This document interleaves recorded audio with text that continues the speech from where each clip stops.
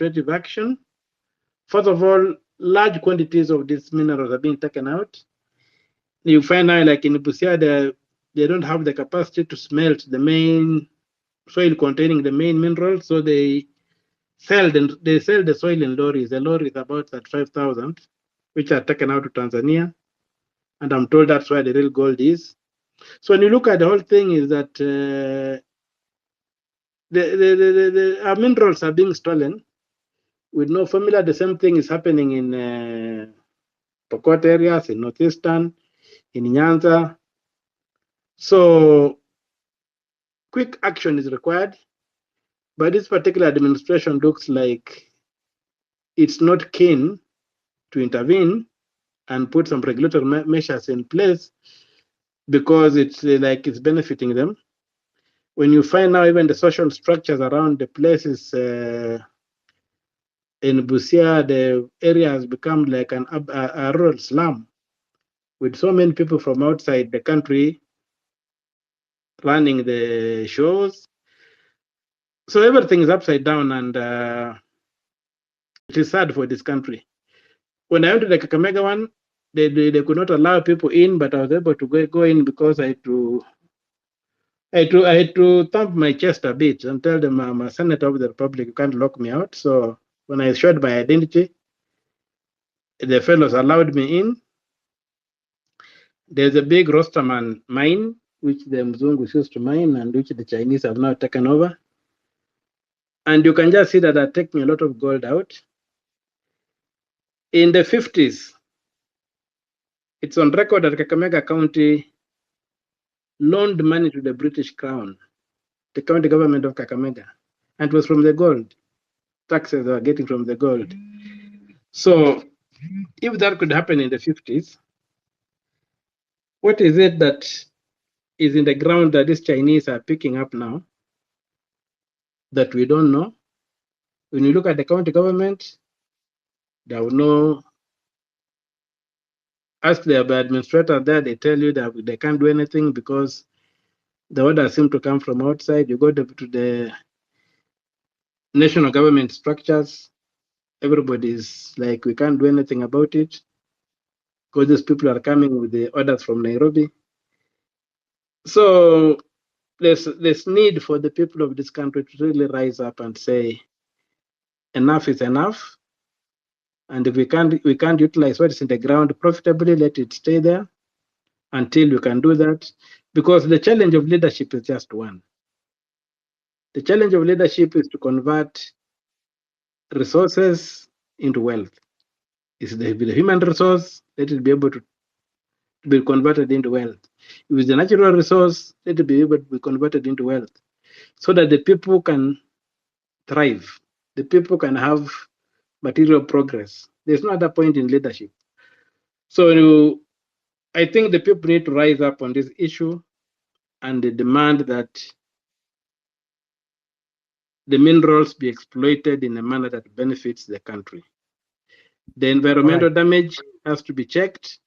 Yes. The threats to the disease and whatever has to be checked, and the value of the gold has to be known. Yes. Yeah, that's what I wanted to speak to. Okay, just hold on. Senator, you will tell us about our medical system. There is this shift that is being pushed on us, despite us telling them that it is not worth it. There is that issue you've raised of the cabinet. You said you want to come up with a shadow cabinet. You will tell us what went into your head for you to consider coming up with a shadow cabinet. And then you will, of course, talk to us about that issue of foreign mercenaries coming to hijack our healthcare system for their own benefit. I hope I'm clear. And yes, I wanted to. This is Senator Onyonka. I wanted to say something. I don't know that it's possible. Yeah, go on. I first of all want to really thank Senator Umtata. He was the lone voice of reason and intellect that many of us kinda dismissed, and as he kept on raising these issues. If you look at the story about our minerals, if you look at Kenya as a country, you will be shocked. What happened to me about 3 weeks ago is that a person, and by the way, many people keep asking, where do you get this information, even the story about the airport and all that? There are some wonderful, wonderful, wonderful people, just like Mr. Amenya, the guy who first raised the red flag. The truth is, somebody sent me a message and it was an executive order. And it was an executive summary. That executive summary is presumably, and I say this with a lot of courtesy because when I got that report, I was shocked that we have rare minerals at the coastal area. These rare minerals that the Americans are interested in them, and the amount of money they're willing to pay as I speak to you today from that executive summary is about 100 billion US dollars. That money should be able to pay all our debts. That money should be able to organize our country if we wanted to. The problem you have is that there are vested interests. There are people who have run our mineral sector like it was the njugus which they eat every morning. And I want to thank Omtata, and there are a few people who've been giving us the information and intel. And I want to mention to this team here, I have listened to what you've been doing for the last most probably 2 months. I really, really congratulate all of you. I want to tell you this, it's not easy when some of us get on TV and we say what we say. I wish many of you knew what we go through. Some of the journalists have been really, really wonderful. I can tell you this. That's why I don't want us to condemn all journalists. Some of them are the ones who give us some of the intel. Some of them are the ones who tell us where things are going wrong. My honest observation is that this team, stay together, be strong, don't be challenged. This country is yours. Kenya has a capacity, yes, of becoming like Singapore. But the nonsense that goes on about stealing of public funds, the issue of where everybody who is in power and in authority thinks every person in Kenya is an idiot, that has to end. People want service, people want dignity, people want fairness. That's why I support you guys.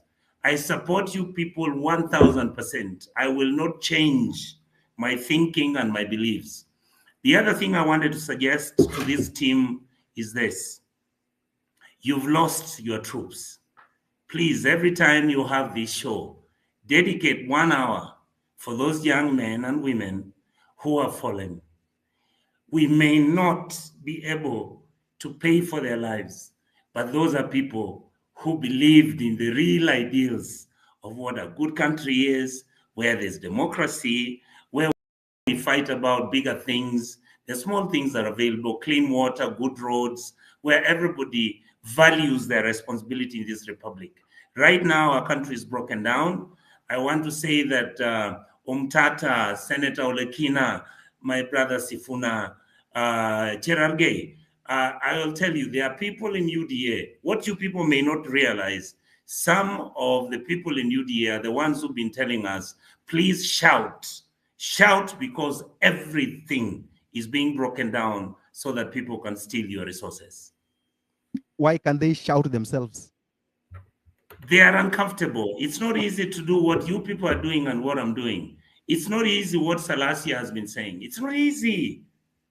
Gentlemen and ladies. But Mheshimiwa, if it is not easy, why not leave? Why not say this is too much? Enough is enough. I am out. Why can't you say that? The reality is that I will talk for myself. That is why I decided to take the option of talking about these things. The others can decide what to do with their political lives. I was brought up by a father who told me, sometimes you speak the truth. Sometimes you must be able to carry the most vulnerable. Don't you ever think that for me being a minister at the age of 27, when I had come back with a PhD and I lived in Lavington, and you think that is the ideal. The ideal is when you go down to the grassroots and look at the people who enabled me to go to school to get this PhD so that these people can be picked up to be like me and you. That is where I am. That's the war. That's the fight. Okay. We hear you.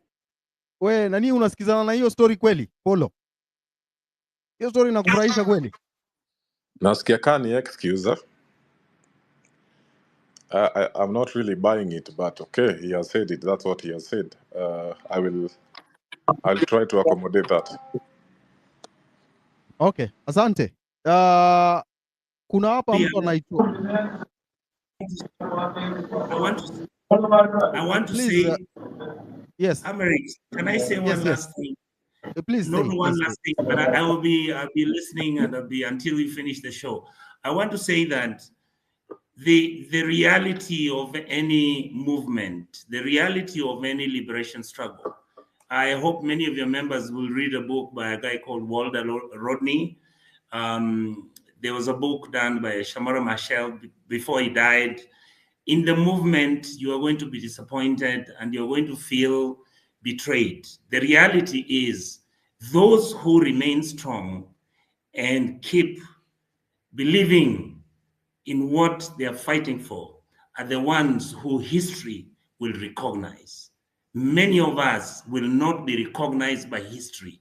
We may be rich, we may have everything, we may have good homes, but if we are able to let our children starve, have our women who are giving birth die as if there's nothing that matters, get our children to go to school, parents selling their land and raising money through Harambe, which then becomes a corrupt mechanism.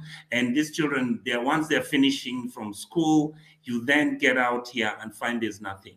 States are not run like that.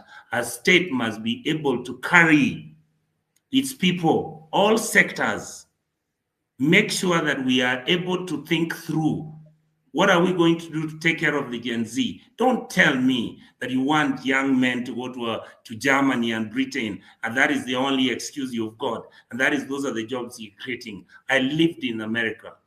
Lakini we mheshimiwa, just hold on, mheshimiwa.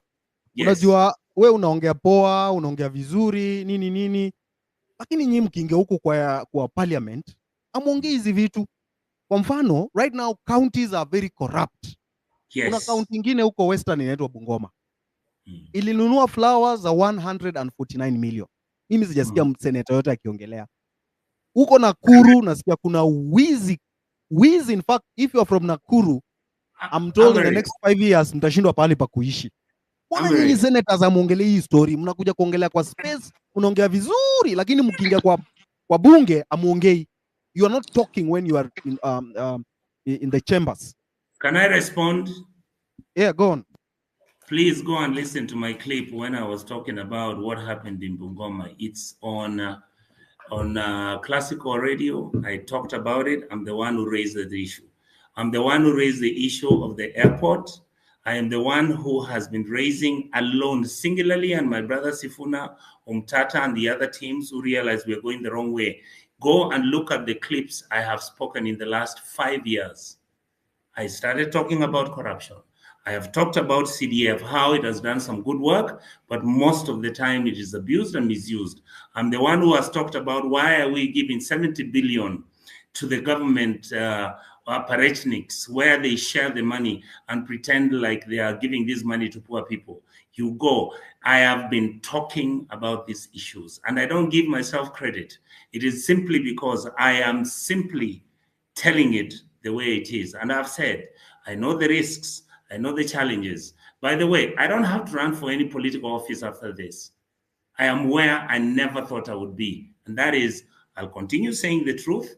I'll have people who are going to be insulting, those who will doubt whether I believe in it. I'll tell you this, nobody believed in Martin Luther King talking about the emancipation of the Black community in America until he made his speech in Washington, D.C.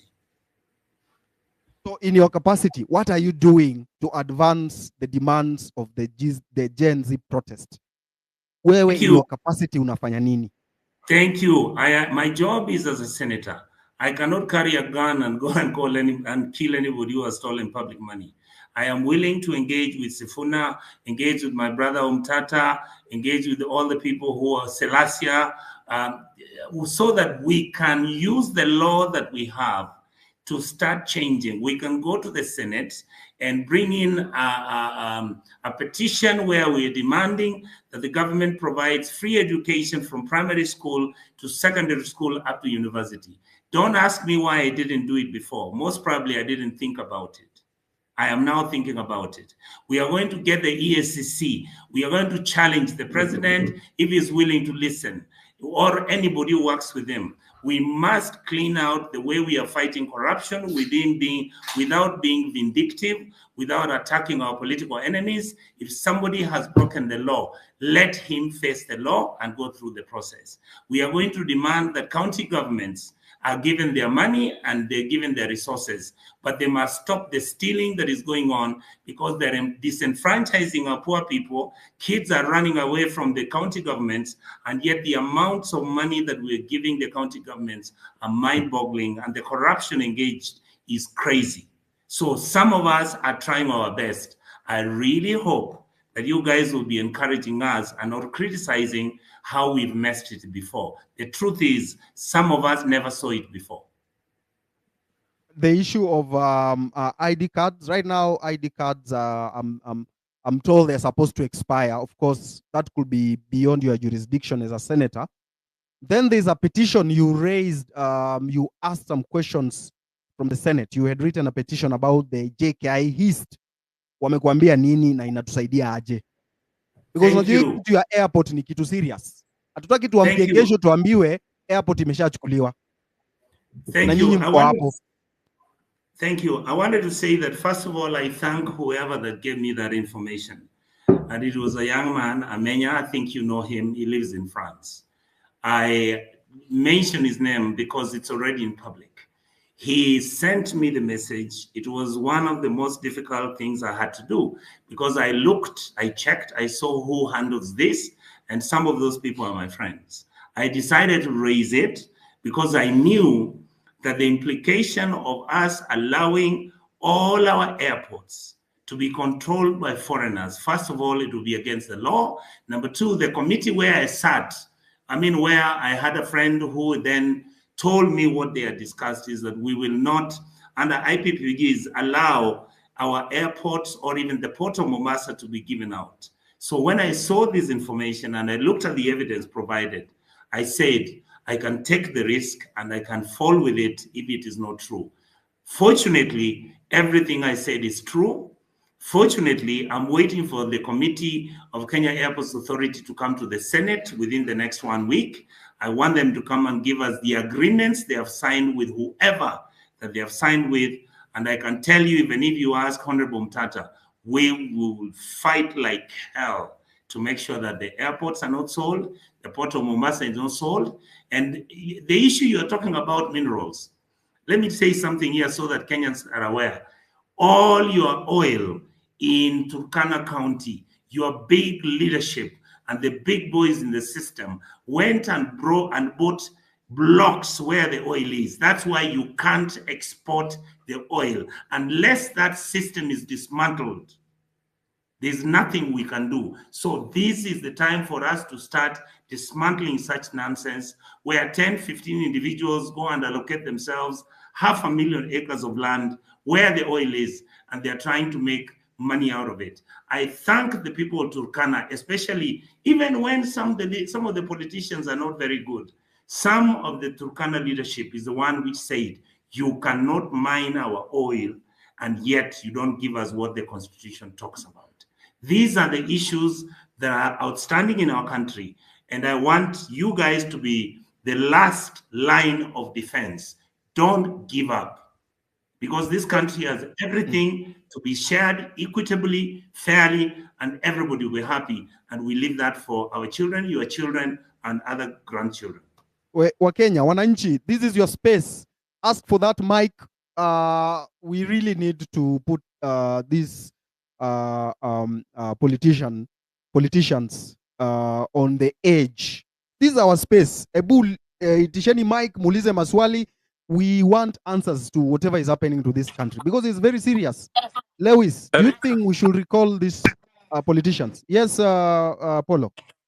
I want to ask Salasia nataka tu kumuuliza swali moja. Salasia, unajua hivi vitu inafanyika Kakamega ama ujui ama mnajifanya tu amzioni because you are going to say it's the big boys who are playing this game so you can't do anything. Are you aware or you are not aware? Please answer that as we continue. Pastor, I want to thank the convener of the platform today. Number one, I've heard what Senator Tata has just said, and one thing I've just noted is that the issue to do with the mineral is a matter that needs to be addressed with a lot of seriousness.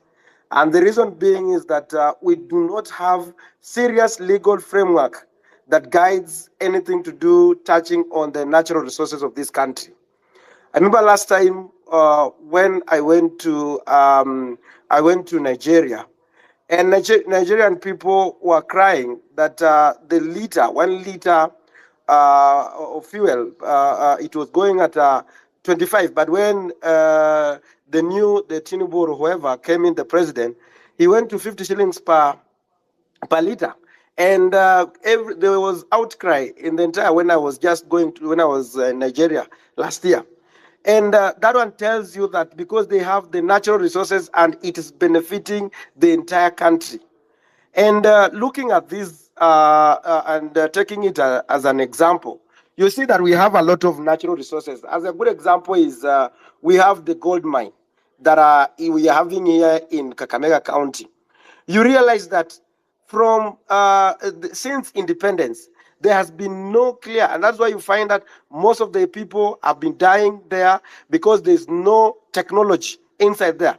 Look like today, if you are producing, you're lucky you've gotten the gold. You have to go, your soil or whatever has to be taken to Siaya to be so that it can be I don't know the word to call, to be refined or so that it can be able to know if there is gold or no. So you find like you take your gold, it goes to the other side. You don't know whether it is a soil or it was pure, whatever. There's no marketing structure. So there's no regulation on prices and all that. Mr. Peter, and I think that yes, story mob yes. sana. I just asked you, are you aware that the people of Ikolomani are being asked to move from their ancestral lands because the Chinese who have gotten those tenders of mining this gold want to mine this gold, regardless of whether the people will accept or not? Are you aware of that? Yes, I'm aware, but that's why I'm saying it's a very also good example. Like we must have the legal frameworks that should be guiding, because those who are the genuine people who have been staying there for some time. But also there's an issue that Senator Onyonka has just said, that you find when people realizes that there is mineral, they go and buy the land and starts to frustrate the whole process. The same thing is also happening with the clinker in Kajiado, that you find like the entire block of clinker that is the main component of producing cement is only benefiting. It has been monopolized to benefit only DEFCI. And that is why you realize that despite the fact that we have the natural resources of clinker, which could have dropped the price of cement from 900 even to, because before even the clinker it was about 700, but now after they starting the production, the clinker, it has come down, it has even gone upper to 900. But these natural resources should be able to benefit the entire nation by bringing down the prices of cement. Peter, umeulizwa tu swali simple. Umeulizwa, Yes. Are you aware watu wa Kakamega County wanafukuzwa kwa mashamba yao because of minerals? And then wewe unafanya nini ku ensure that hawa watu wafukuzwi na hii mineral inafaidi hawa watu ambao ni watu wako? Yeah, that is what also, sorry, can I interject so that you can answer the questions together? You've also mentioned, Salasia, that we don't have a legal framework. Are you not a lawmaker? Where do you want the legal framework to come from? Yeah, that is why I've said that the way Salasia, we do not want it to look like you are reporting to us. We are okay, in as much as we are your bosses, we want you to articulate issues and answer the questions as they have been tabled. Yes. First, I said as a lawmaker, we have failed to raise these issues.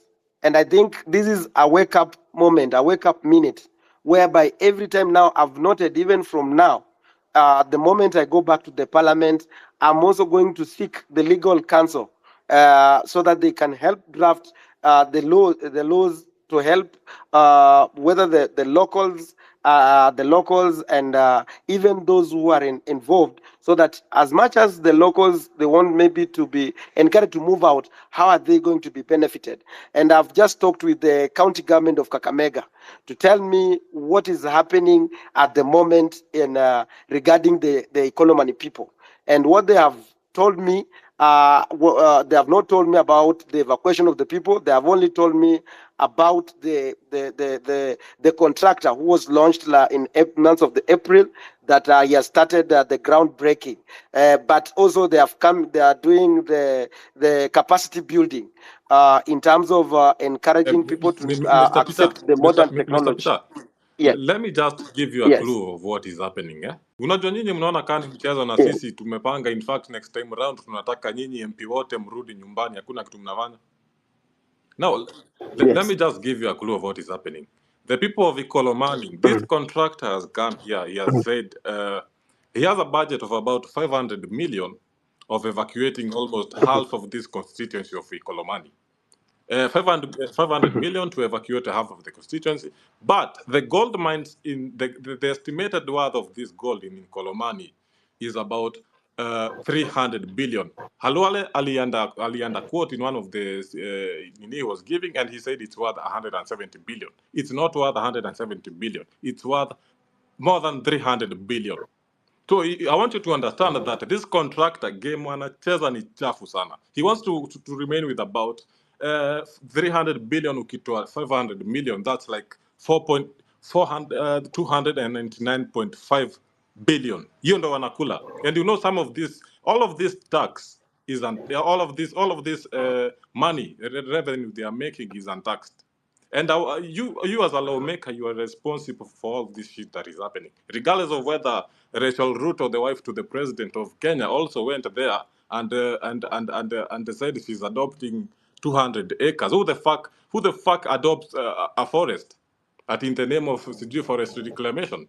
Regardless of whether she went there and adopted it, but we also know it's because of the gold that is there in that place called the Rosterman. You as a lawmaker and your other MPs are the ones who are supposed to be. Nyinyi ndio mnafaa kuna mnatupigania huko, but hakuna. I don't hear you talking about these issues. Why? What is happening? What is wrong with you? Kwanza Peter, kabla uongee.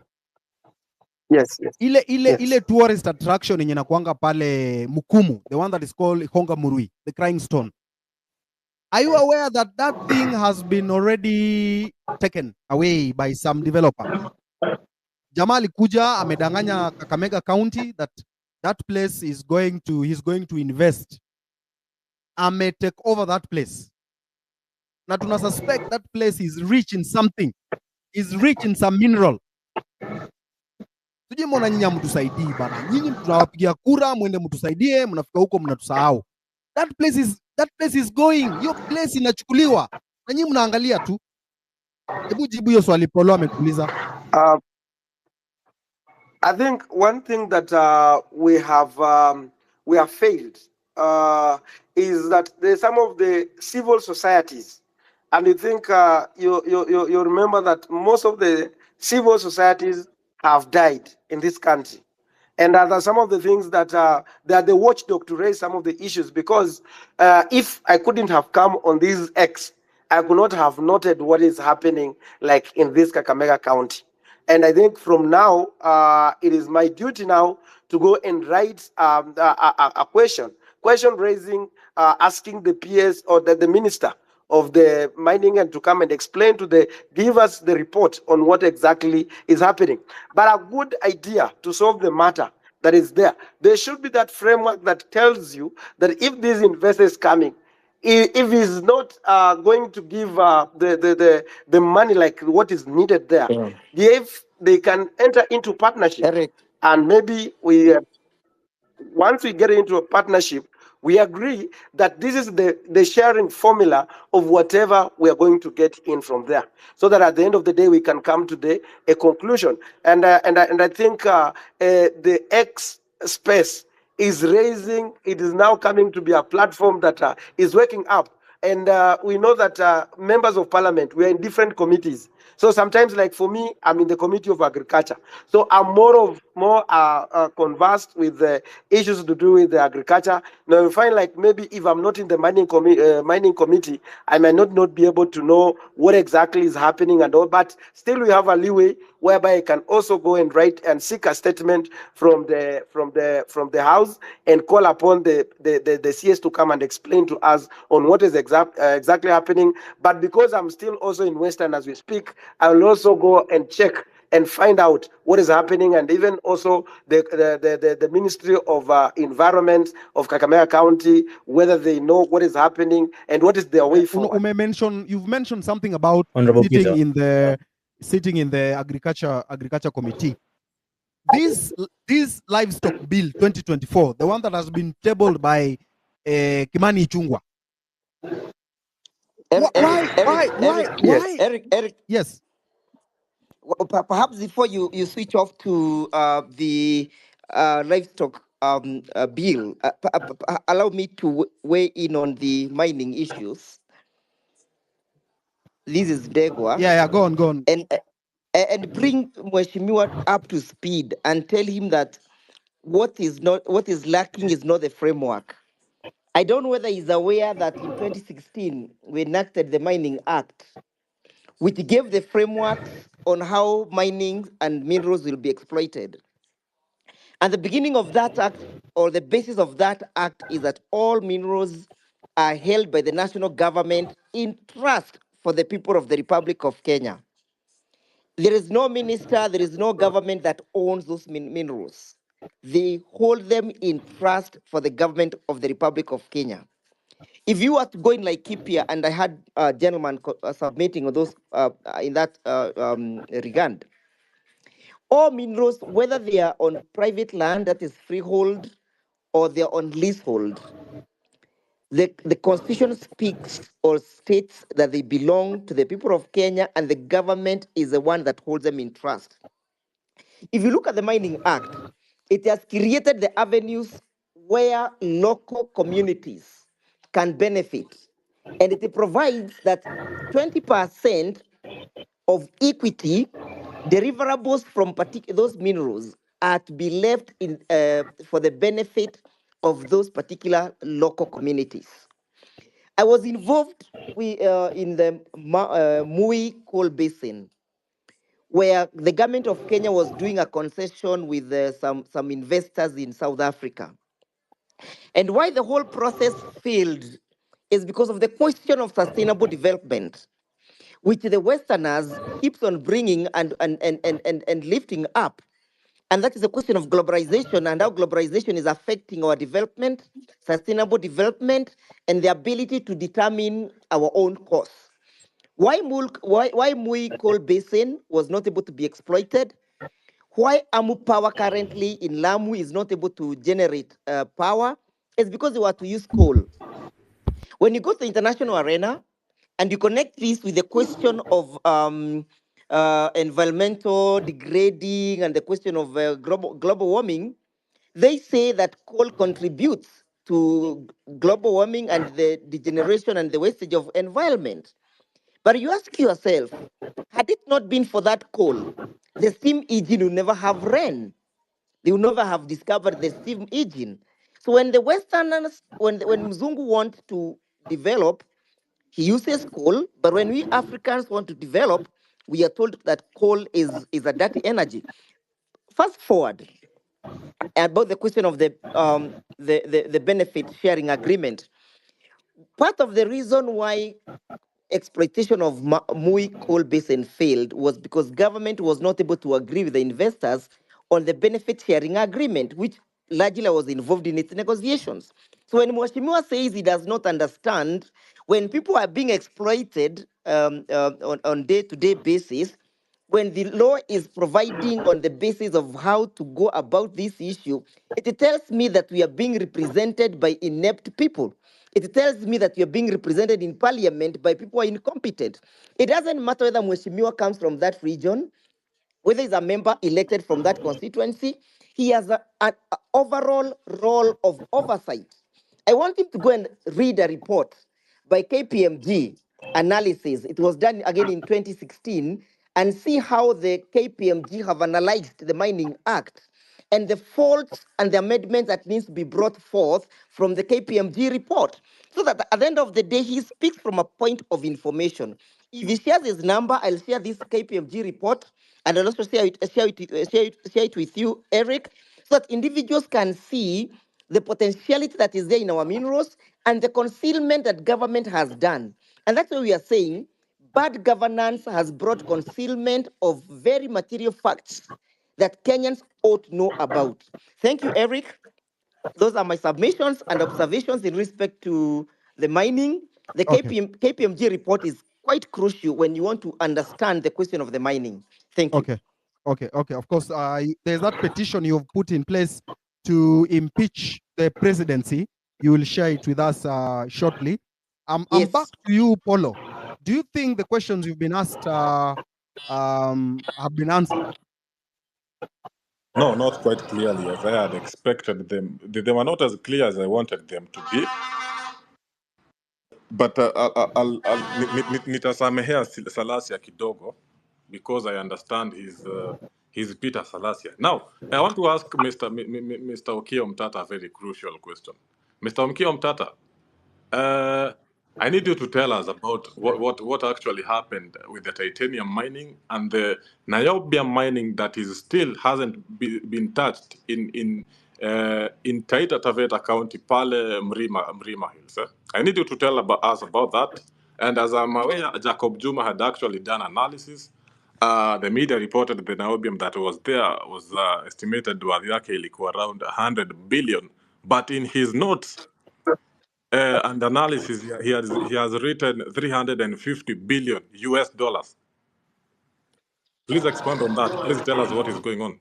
If you have any information that you'd like the public to know, that would like the 28,000 listeners here, you think they'd hear, they'd want to hear. Please talk to us. Peter, you can mute your mic. Peter Salasia.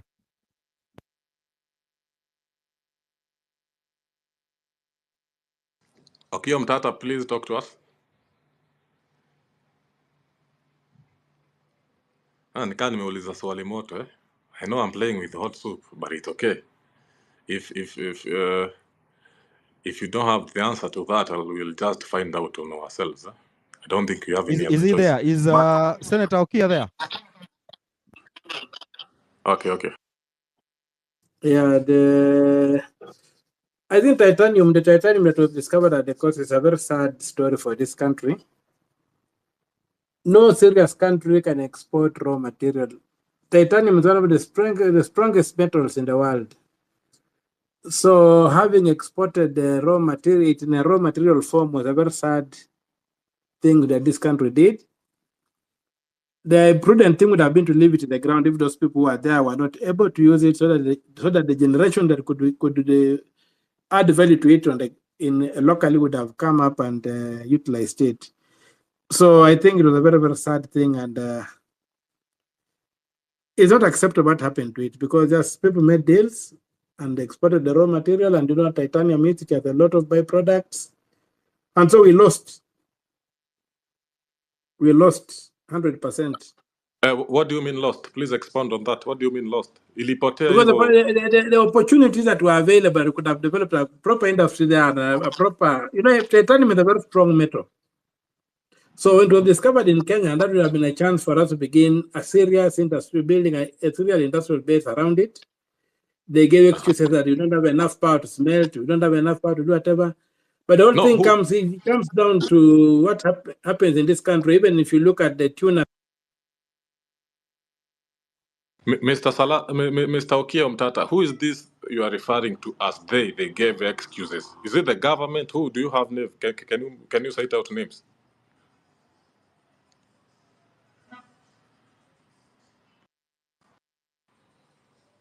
Mr. Okiya Mtata ni kama anatumia Airtel leo. What is going on? Eric? The people who have we have got people in government, people in charge of government at that time. These are the people I'm referring to, who are in charge of the country, who are making decisions on behalf of the country. These are the people who should have made sound decisions to ensure that we benefited from that discovery. But it's not just that. There are a lot of things in this country that have gone for a song that they should not have happened. Even right now, as we speak, when you look at our free economic zone in the Indian Ocean, the tuna, if you look at the map of tuna in the Indian Ocean is virtually barren except for the East African coast, and especially the Kenyan coast because of the big rivers which flow into the Indian Ocean through the Tana and what have you. The tuna, the 8% of the tuna is in the Kenyan waters. But do we have an industry around that? No. We are just licensing people to come and fish and take all that fish around and say it's worth billions and billions, trillions of shillings, much more than what we are producing on the land, but we're not benefiting. So there's a lot that is wrong in this country, and we must come up with a resource map of this country and find out what these resources are doing for us. As I said at the beginning, the challenge of leadership is to convert resources into wealth. We cannot continue being poor, yet we are sitting on a very big resource base. When we went to school in my time, we were being taught that there were no resources, there were no minerals in this country. Yet it was a lie. We were being fed a lie so that we could not know what we were sitting on. It's now that we are beginning to say there's a lot of minerals. You are talking of Jacob Juma and the mining at the coast. What I wanted to tell you is that Kotek, Jacob Juma found the information about Kotek in my office. When he was coming to do some work in my office, he used to come and do work in my office. So when he came to my office one time and he got somebody given a small write-up on those minerals, because something was happening at the ministry. That's how he got involved in the whole industry and whatever.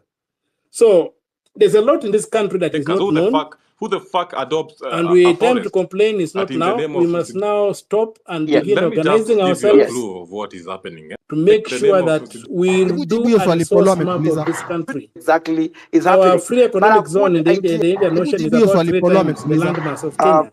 We don't know what is in there. I think one thing that... And if we know, a few people know and are hiding it.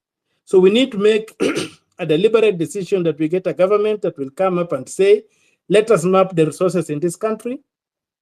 Let us know what is where, and then see what is the best way to utilize this resource. What we can't utilize effectively, we leave in the ground for that generation that can utilize it to come and utilize it.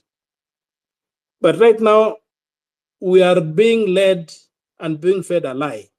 When I went to school, I knew that Kenya did not have minerals. It was taught in school. But we are learning that Kenya is overendowed with minerals of all nature. The other day you saw, I think somewhere in Nyeri or wherever, I read a story that Rwandese had been buying. All right. Some metals there, which later turned out to be very expensive metals. Hello? Can I interject? Hello? Paulo, are you there? I'm being heard. Paulo, are you there? Yeah, I'm here. Are you there, Paulo? Okay, just hold on a bit. Just hold on. That person, Paulo, that person who Okiya is saying they. Can you get that person? Can you get that person? Inatakana tumsalimie vilivyo because that is the way to deal with these people. Tuwasalimie.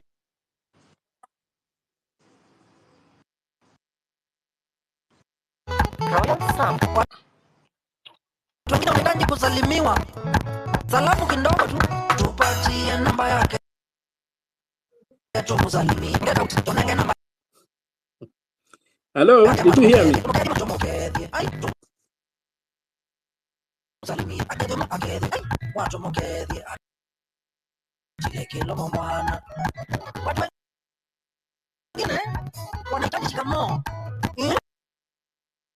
Wengine wanahitaji kusalimiwa. Tabia zingine zinataka salamu. akikushinda tutumie namba yake, na wengine sio salamu ya mdomo peke yake, wengine wanataka makofi, shangwe na vigelegele. Wacha nikwambie Maina, tupatie namba yake tumsalimie, salamu tu tunenge namba yake, matumuketi tumsalimie, akedhi matumuketi atile kilo mwana. Mtu ametulia, labda amesalimiwa asubuhi, kuna kengine kalinisinya sana pakiao, nilikapeleka ndeti ya jioni, akakuja na mandevu wengine watano, wakakula kama watu wana mangeto, alafu waka There's a problem with the internet from my side. I don't know what's going on. Is there a problem? There's lots of coordination. Edgar, is there a problem? Yes, I can't hear anyone. I can't see anything. The space is dropping on and off. I don't know what's going on. Your connection is very unstable, Eric. I'm also experiencing a lot of that dropping on my end. I don't know what's going on. Yeah. All right, let's go on. Those are just setbacks. I'm sorry for that. Today I have also another speaker from Zimbabwe. His name is Rutendo. And Rutendo, how are you? Welcome. We are talking about Kenya and its resources. I'm sure you've heard that the young generation of this country have gone to the streets to demand what belongs to them.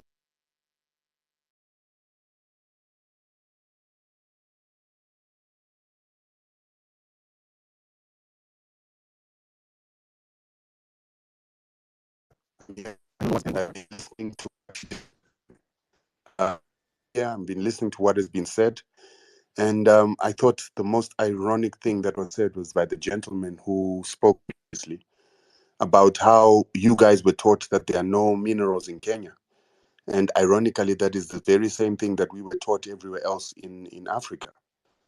And I was annoyed when and that we had about Kenya so many different ways. So yes, I'll let you share your information.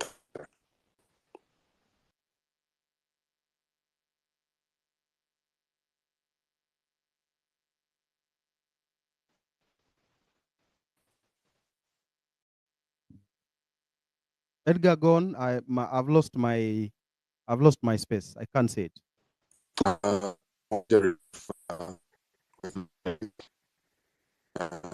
Anybody beside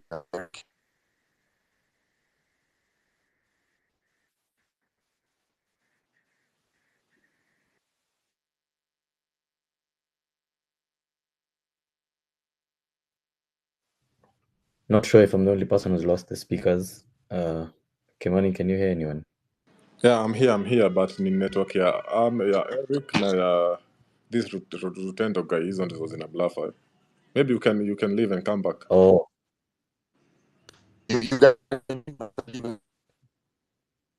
Rutendo sikusikia. yeah, Rutendo, we can barely hear you. Yeah.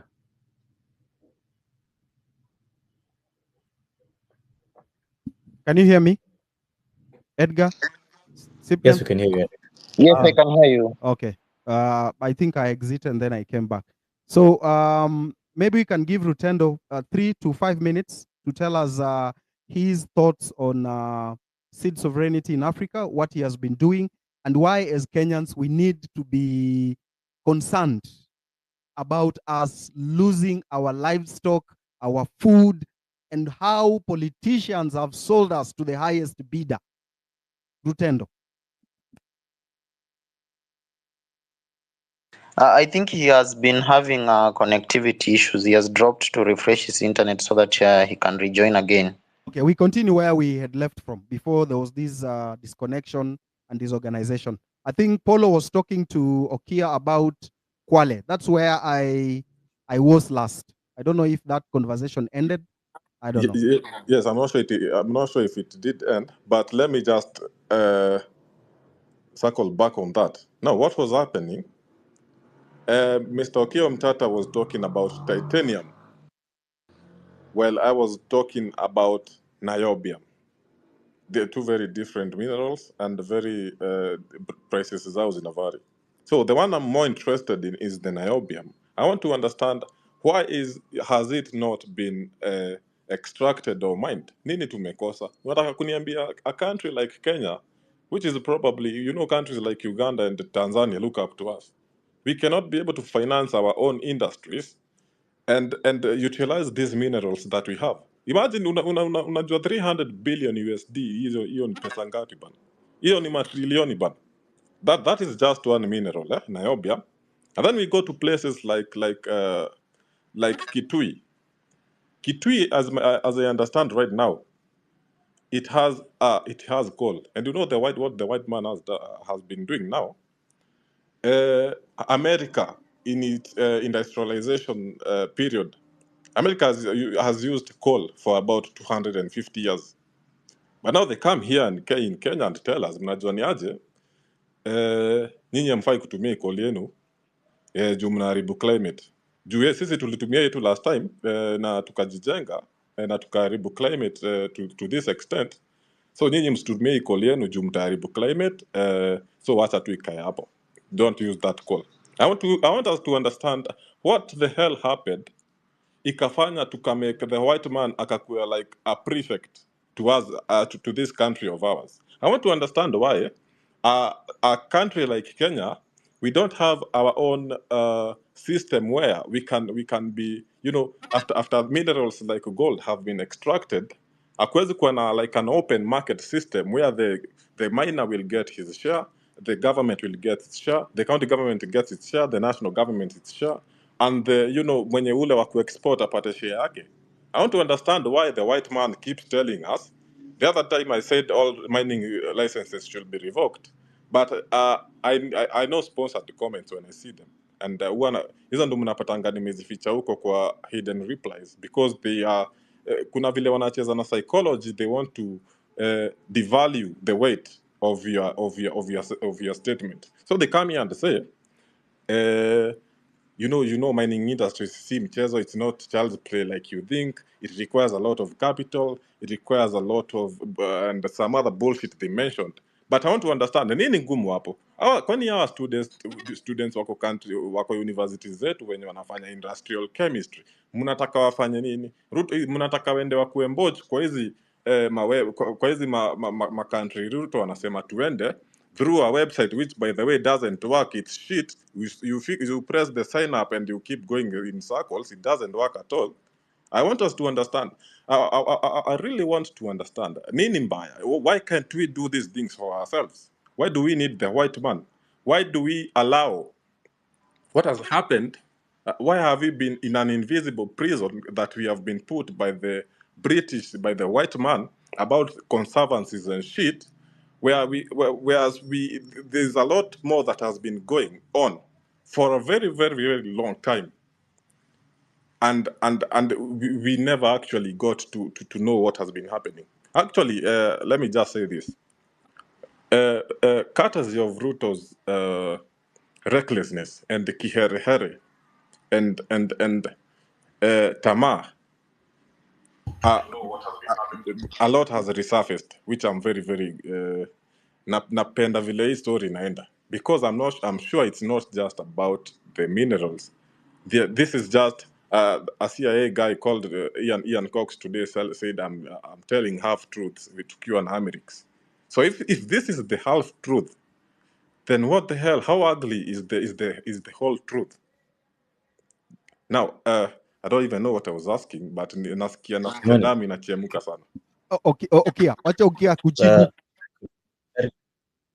Can I, because my question will just walk into what okay, ni nani? Paulo Kimani was talking about. Ni nani? Oh, ni Lewis. Okay, Lewis. sawa. So even as we have conversations here on this space, it's very interesting to me that when we ask our elected representatives questions, they respond in the language of activism. They say we should, for example, Salasia said we should have a legal framework. Will tell us that we lost an opportunity opportunity, but nothing happened from it. Can we have proactive feedback? You could come and tell us, this is what should happen. This is what I'm willing to do at my level, and this is what I'm willing to follow up on at this level, because all of us cannot be on this space raising issues. Because when we raise an issue and we say people are being oppressed because of ABC mining company, as an elected representative, part of your feedback should not be to come and tell us, I'm also aware that that is happening and this happened and it's so sad, and we move on. Can we have a bit more proactive responses from our elected representatives? Because that would be a lot more useful. Otherwise, this is just a waste of time. Great. Senator Okia, maybe tell us about this issue of Kwale, the issues raised by Paul Kimani.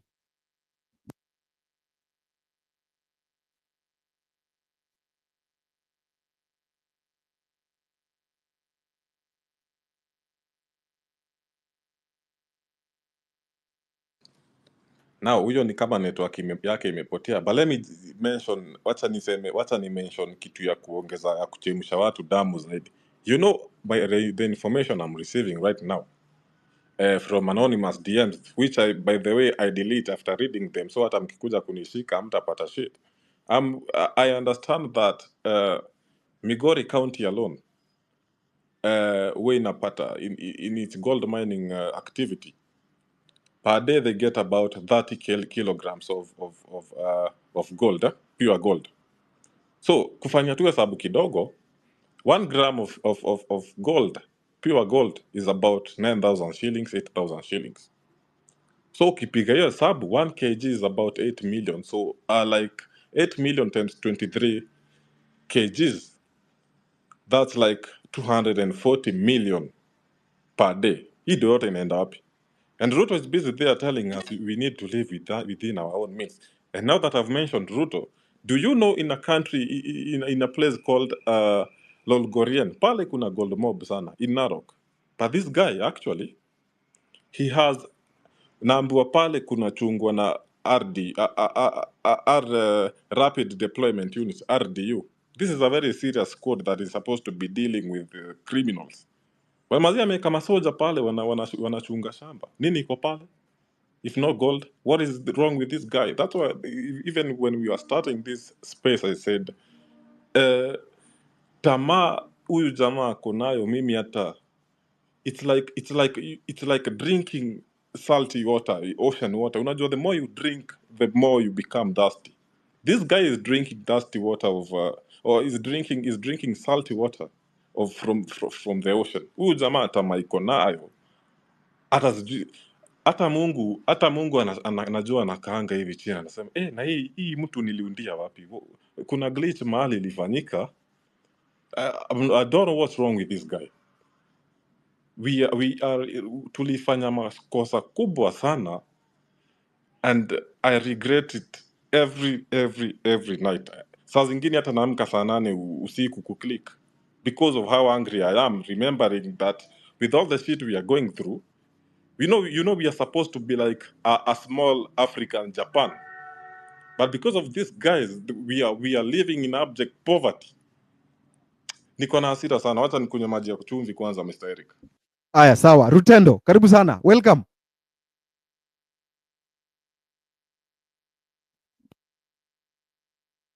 Yes, sir. Good evening to everybody. Can you hear me now? Yes, you are clear. Excellent. So I was just saying before I came in that it's ironic that you are talking about the fact that some of you guys in school were educated that Kenya did not have any minerals, because that is the very same education system we also received elsewhere in Zimbabwe and other African countries, was that Kenya was not rich in mineral resources. And then when I came on the ground, it was a totally different story, and the number of minerals that are being found, including oil, was very shocking. And so the question that we are always having to ask as Africa is, are we being taught the right information in our schools?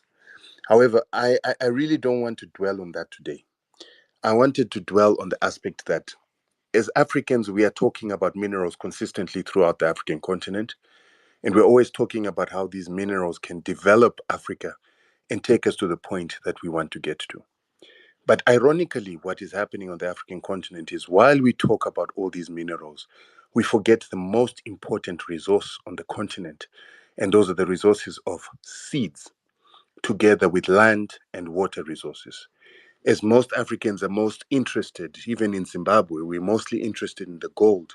We're mostly interested in the platinum and so-called valuable resources, not realizing that the seed is actually the most valuable resource. And once you run out of that, then you are a doomed people. And so many people find it difficult to relate to what I'm talking about. So I always give the example of a documentary, which I will eventually plaster the link here, that talks about how it is that Europe, the most important vegetable in the world and the most bought vegetable in the world, is tomatoes. And right now in Europe, tomatoes are the most expensive seed sold in Europe because of the fact that the companies that are in Europe, particularly a company called Lima Grain, that is the owner of Seedco, that is currently distributing a lot of seeds in Africa without a bad name like Monsanto, yet it is actually just as dangerous as Monsanto, is the leader of selling tomatoes in Europe. And the tomatoes in Europe are sold from 60,000 euros a kg, all the way up to 400,000 euros a kg. Lima Grain itself produces the very same seed in India for 200 euros a kg, and then they sell it for 60,000 to 400,000 a kg. Now, for those of you who will understand, 60,000 US dollars euros a kg is almost the same price as a kg of gold. And so the question is, if we are to allow these seed companies to continue destroying our seeds, destroying the ability of those seeds to reproduce, then what is it going to do to Africa when we reach the point that Europe has reached with tomatoes, that we now have to pay the price of a kg of gold for our mealie meal to create our ugali. Another thing that also bothered me a lot when I was in Kenya, another thing that affected me a lot when I was in Kenya is the fact that everywhere I went and looked for ugali made from millet, ugali made from teff, or anything else, I couldn't find it. The majority of the ugali that was being eaten, that is from Dandora, from city center, all the way out into the outskirts of Kenya, I was only finding white ugali. And white ugali is one of the regulated grains in Kenya, according to your Seed Production Act, that is limiting local farmers from sharing seeds and limiting local farmers from developing their own seeds. You are limited to only getting those seeds to be grown by companies that have been licensed by the government because it is a strategic crop. Now I'm beginning to understand that even beyond strategic crops, the Kenyan government doesn't want farmers to share seeds. And if they do, they're criminalized because they should buy all seeds from registered companies that produce what are called tried and tested varieties of seeds or high quality seeds, which are generally hybrids. And now you've just had a signing over of GMOs into the country. And so this is an issue that I was wondering if Kenyans understand the crisis that they're in with the control of this resource, which could eventually affect their ability to control other resources, because the person that will be controlling your seed will then be able to use that seed to get control over other mineral resources, because you will not be able to grow your own food and become dependent on the seeds of other countries. And if you go to war with those countries, if you have a difference with those countries, if you have a trade issue with those countries, they could simply deny you their seeds until you give them land, until you give them mineral resources, or until you give them compliance. So let's give an example with what you guys have been doing now. You've been protesting. You're not happy with the president. You're not happy with some of the policies that you were supposed to acquiesce to in order to satisfy the IMF. So if the IMF is unhappy, it would ask all the companies that are giving you the seed that is being used to make that white ugali to stop giving you seeds, and immediately there's starvation. And when there's that starvation, they can then force you, the people of Kenya, to accept certain rules, to accept the payment of the IMF, or you simply don't get seeds and then there'll be further starvation. They could do that with wheat. They could do that with any other staple of Kenya. because they control the seeds. Not only do they control the seeds, but when you have GMO seeds, what we have discovered here in Zimbabwe is we've been testing the food. One of the companies whose food we've been testing is also present in Kenya. There's Chicken Licken, Chicken Inn, Baker's Inn, Creamy Inn. Those companies are from Zimbabwe, a company called Simbisa Brands. In Zimbabwe, we've discovered that Simbisa Brands is bringing in GMOs into Zimbabwe, yet GMOs are banned for human consumption in Zimbabwe. And even for animal consumption, you can only import maize, and that maize must be imported from South Africa. But when we've been testing their animal feed, we have found other GMOs that are not authorized to come into the country. And so they've been having these GMOs in our mealie meal. They're having these GMOs in our bread, having these GMOs in their pork feed, chicken feed, and even their chicken products that they sell in Chicken Inn. We have found GMOs, MSG, and glyphosate. Glyphosate being a chemical that goes hand in hand with GMOs. When the Kenyans were certain Kenyans were promoting the proliferation of GMOs into Kenya, the one thing they kept telling Kenyans is, it is a lie that GMOs are sterile. So if you grow it this year, it is a genetic use restriction technology that causes them not to grow next year. And so that was the biggest threat that most Kenyans feared. And a lot of scientists from Kenya came on board saying that particular genetic use restriction technology has never been commercialized by the Americans. But when we were testing our food in Zimbabwe, we found the genetic use restriction technology, or what is called the terminator gene, or NOS terminator gene. The scientists lied. And the question I'm asking is, why would Kenyan scientists lie to the Kenyan people about something as important as the fact that the seeds that they're going to get will not be able to reproduce, or if they do reproduce, they will have a terminator genetic within them that can then be inimical to reproduction of food in future? Why would they not tell people that GMOs generally come in what is called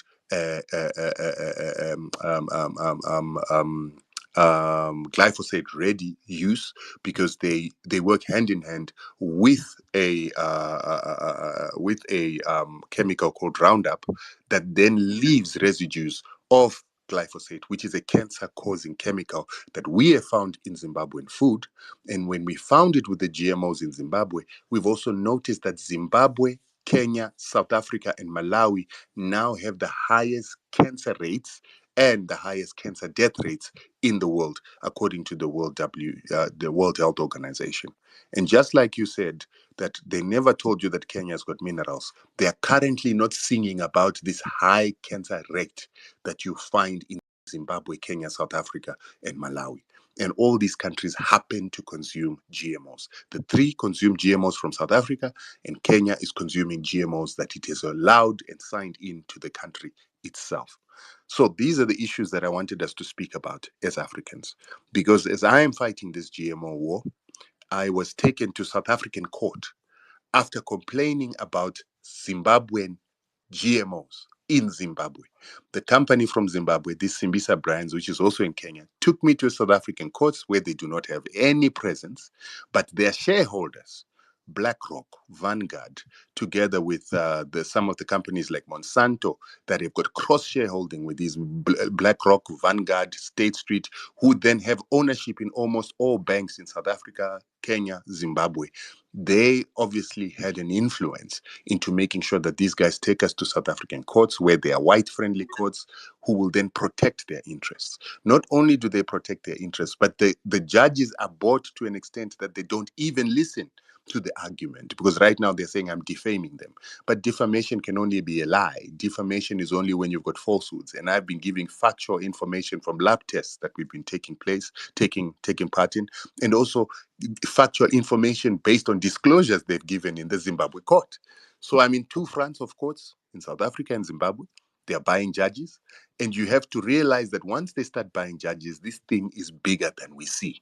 Bill Melinda Gates Foundation is involved. We've got an organization called AGRA, Africa Greening Revolution Alliance, and other institutions of the Rothschilds, Rockefellers, and the Bill Melinda Gates.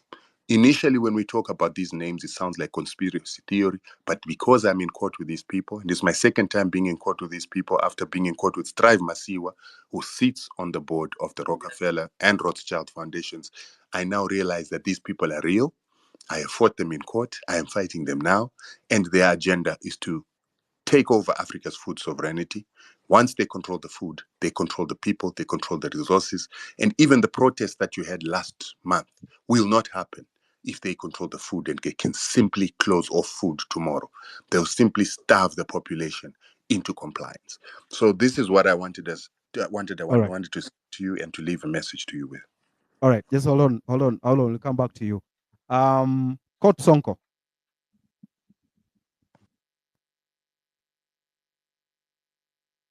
Court Sonko. Naona hapo unasema mimi nimelipwa, tusiongelee mambo ya protest. So hebu tuambie nimelipwa na nani na kwa nini nimelipwa? Court Sonko. Naona hapo unasema mimi nimelipwa, tusiongelee mambo ya protest. So hebu tuambie nimelipwa na nani na kwa nini nimelipwa?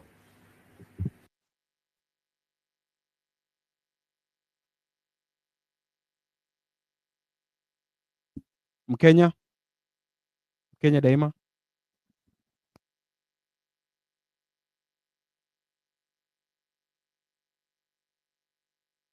Mbona mnauliza mic, mkipewa mic hamtaki kuongea? Unasema space, tunanyima watu mic. Umepewa mic uongee au ongei? Because kuna watu wanataka kuongea. Looks like they were just testing the waters. I also experienced the same in my space. Who are they? Are they being sent or something? Amerix, this is Senator Onyoka. Yes. Can I say a few? Yes, go on. These are they have chickened out. They have been given a mic and they I can't hear you. Can I go first? Amerix, this is Senator Onyoka. Can I say a few? Edgar, can you organize this space? Because Sasa, these are friends of ours. It's like they are confused. Can you hear me? Who is speaking? Oh, okay. Thank you, Amerix. Amerix, Wait can a you hear minute, Senator. Just a minute, Senator. I'm bringing you on. So, Keoti Sonko, you had your hand up. Amerix alikuwa amekuuliza. You said that they had been paid. Senator, just a minute. You will come after Sonko. Sonko?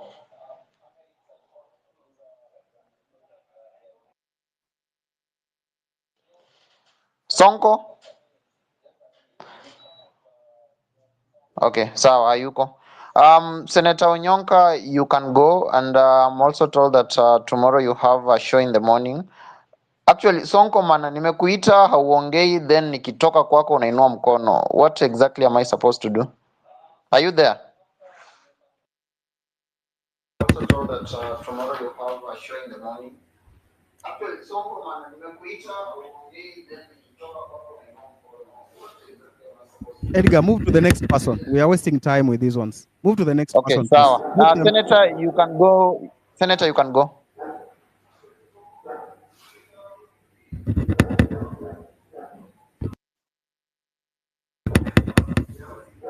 Senator, can you hear me?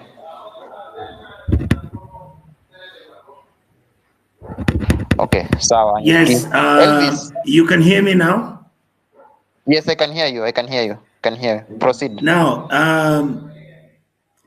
thank you. The point I wanted to make is that I've listened very keenly.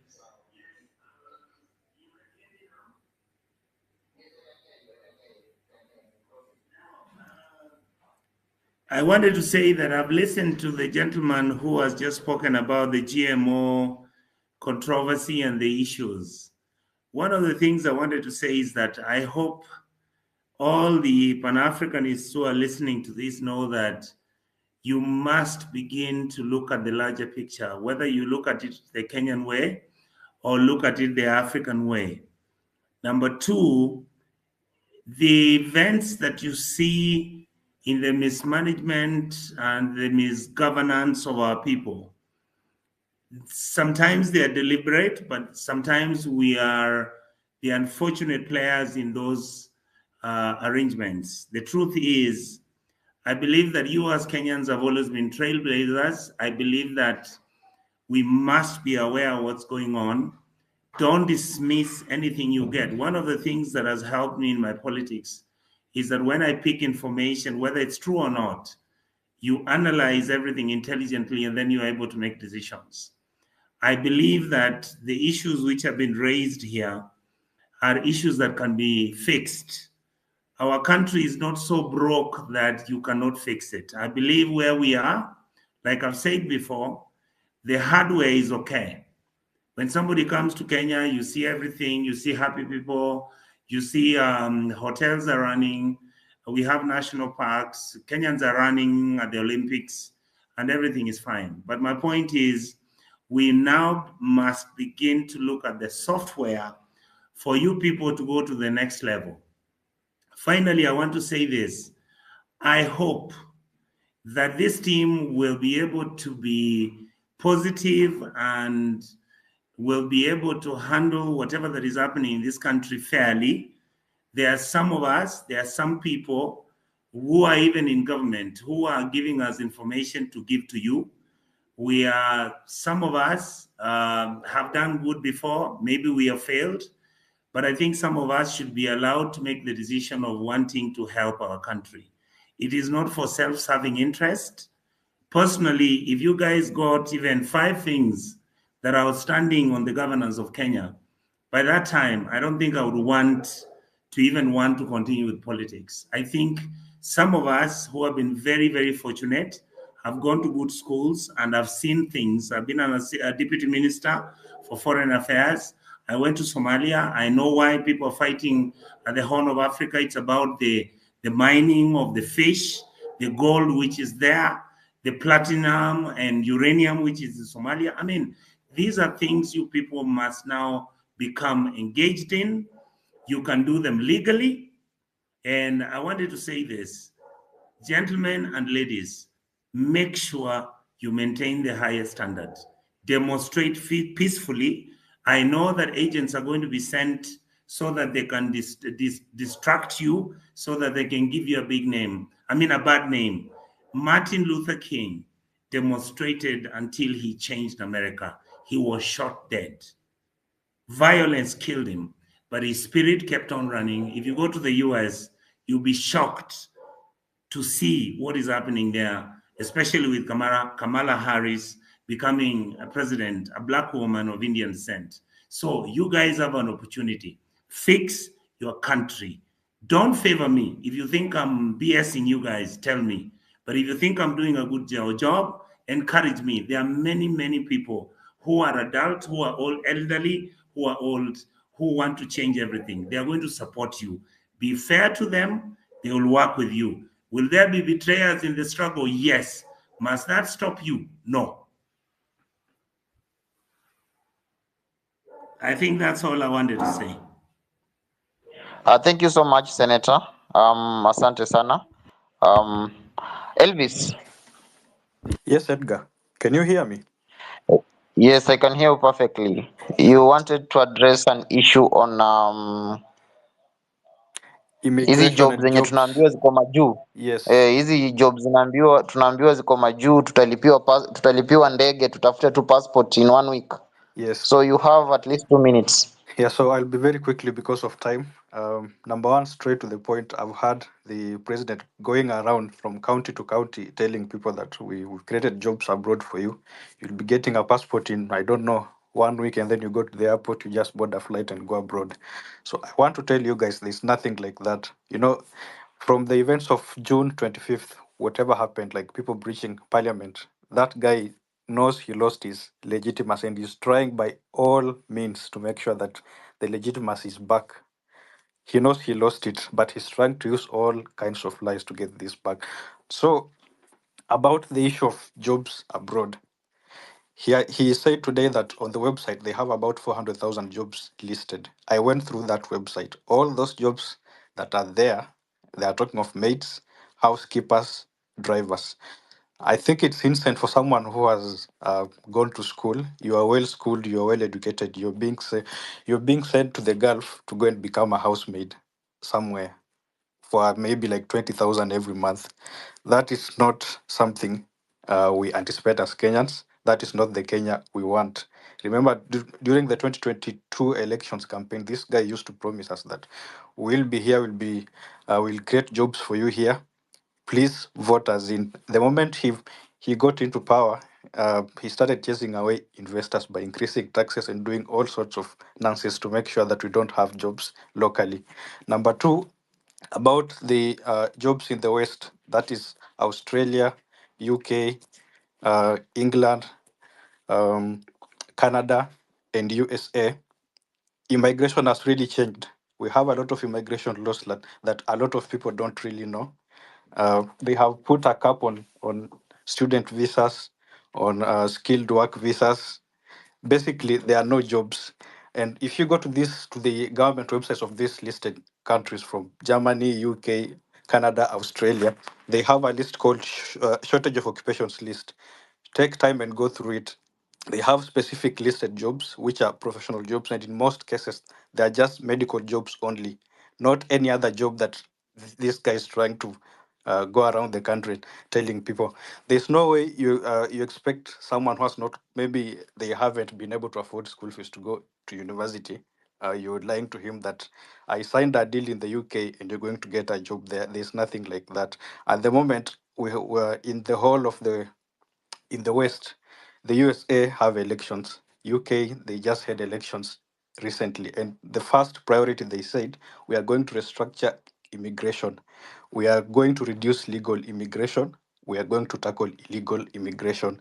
Basically, they want to train their own skills first, like skills in their own country. And then the remaining slots, that is when they can invite any other people to come from abroad to come and fill them. At the moment, for those who follow the NHS recruitment, let's say, for example, in the UK, the recruitment of healthcare workers has drastically reduced. Up to now, the NHS has not gotten its yearly budget to recruit from abroad. What they are technically doing is reducing the number of skilled workers coming to the country. The same thing is in America, the same thing is in Canada, the same thing is in Sweden, Germany, Australia. In Australia, it's now even more tough.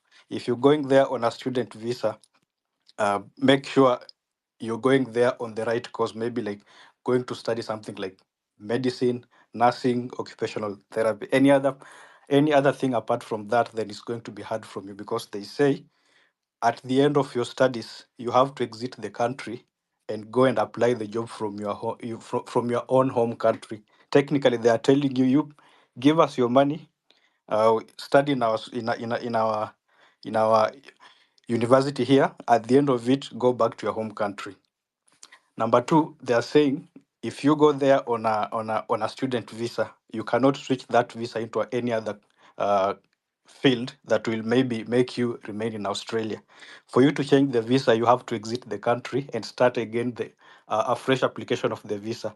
They are technically trying to put in all these hurdles to discourage legal immigration. So if you see someone is moving around and lying to the people that have created jobs abroad for you, it's an absolute lie. And this will lead to a lot of rogue agencies. Just because the president has pronounced that we have jobs abroad, you will see these agencies coming up and lying to people that we have jobs abroad, pay this amount of money, and we'll connect you to a job, or Okay. maybe like a student visa. All right. So what will happen next? Mtauza mashamba zenu and you All right. end up being duped. I have a lot Thank of you. people in my DM complaining over these same things. People are depressed abroad and Mhm. there's nothing they can do about it. Okay. Tafadhali kaeni rada. Asante. Thank you very much, Elvis. We continue. We continue. Ask for the mic. This is a citizen assembly. It is for everyone. Lewis, what are the protest on 8th? Can you tell us the protest points? What are the things that we must ensure that we are going to raise as we go on the streets on 8th of August? 8th of August. Nane nane. Lewis.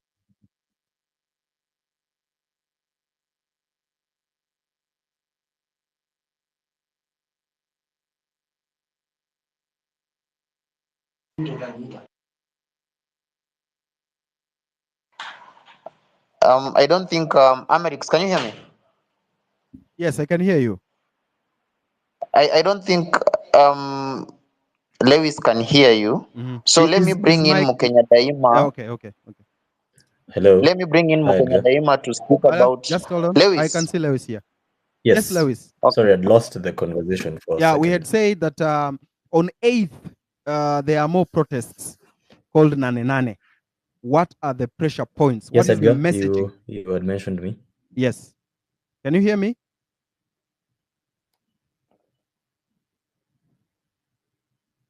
All right, Edgar, go on. I think there's a lot of connection problem everywhere. Can you hear me, Edgar? Anyone? Okay, Lewis, I can hear you. Proceed. All right. You'd called my name and I'd lost the connection for a second. Could you please Yes, repeat whether it was a question? actually, Amerix was the one who was asking for you to talk about the Nane Nane protests.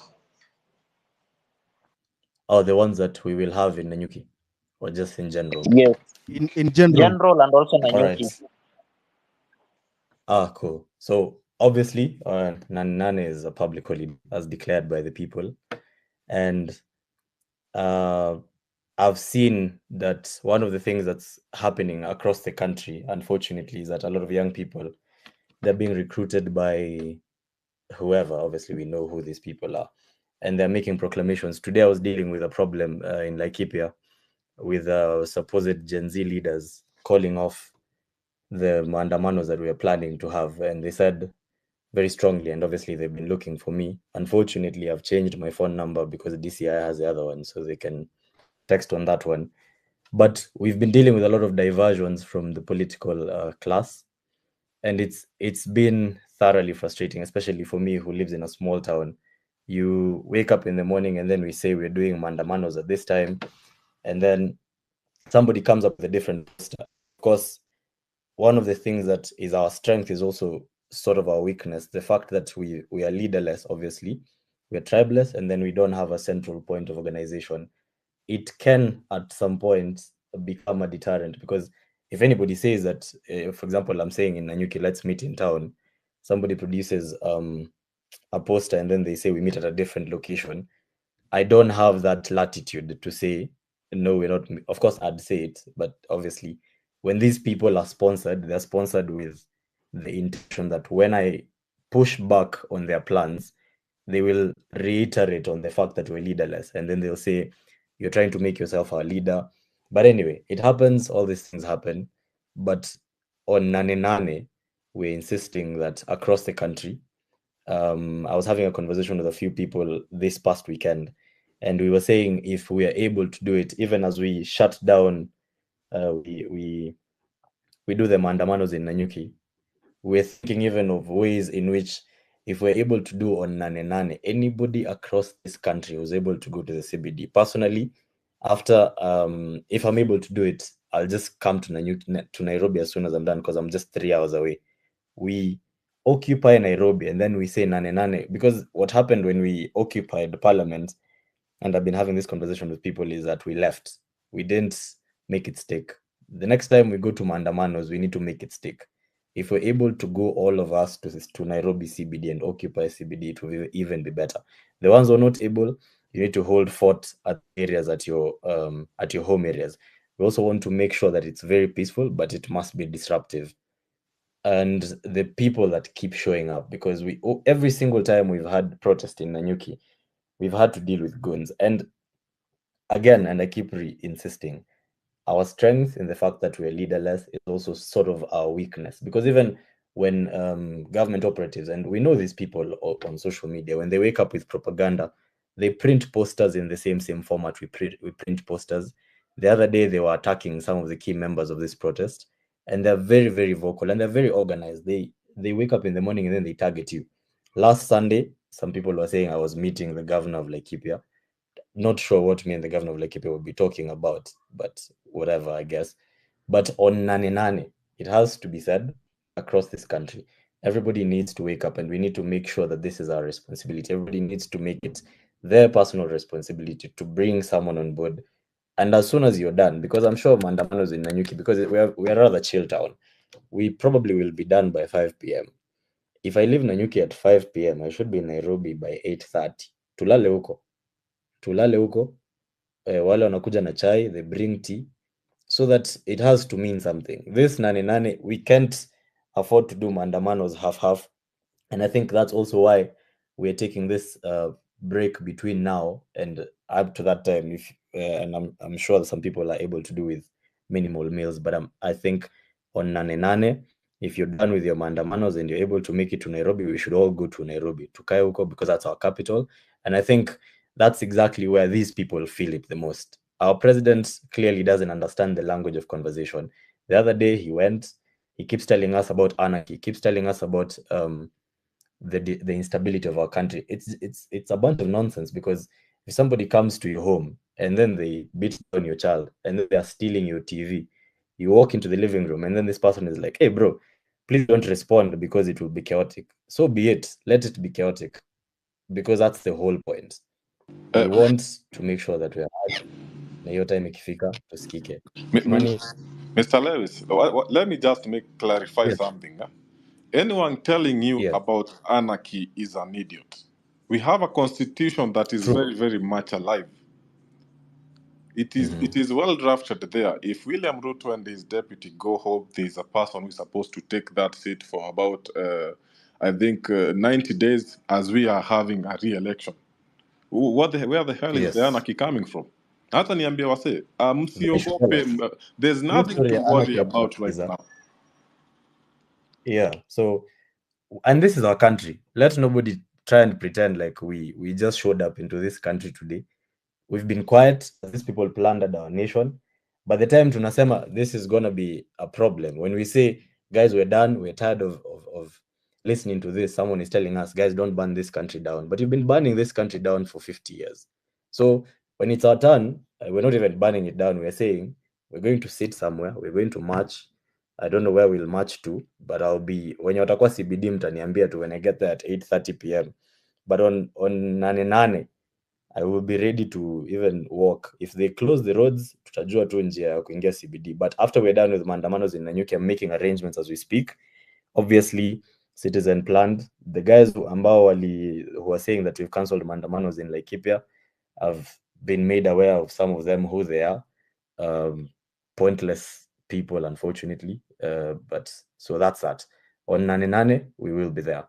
In Nanyuki, I'll take it. It's going to be my personal responsibility to make sure it happens. We'll do our best to make sure it's peaceful. And then after we're done, we'll be in the CBD. Thank you. Oh, just a minute. Msiseme niko na kirere sana.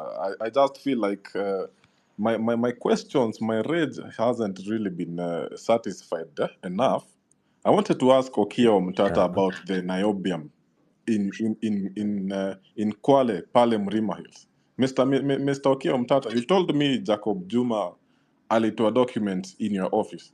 What happened next? Why hasn't our country taken this initiative of taking these minerals and injecting them in our economy? What the hell is going on? Please, Mr. Okiya Omtata, talk to us. Paulo, I don't think Okiya Omtata is on the speaker panel. Acha nampatia mic, then I think atajibu. But meanwhile, Mukenya Daima, I can see your hand is up and you wanted to address the issue on 9-9. Juu unaniambia damu yako imechemuka we pamoja na Kilundizi. Yeah, thank you, Edgar Bwire. I want to make it very clear that 9-9 is our Independence Day. It is the day we liberate ourselves economically. And I want Kenyan youths and everyone in this economy to understand that we have to put our tools down to make sure that we come to 9-9, we come to CBD, and we march forward to State House for that small meeting of 2 to 3 million youths together with the president. One thing that we are sure of, we are dealing with our outgoing president is clearly a mad person.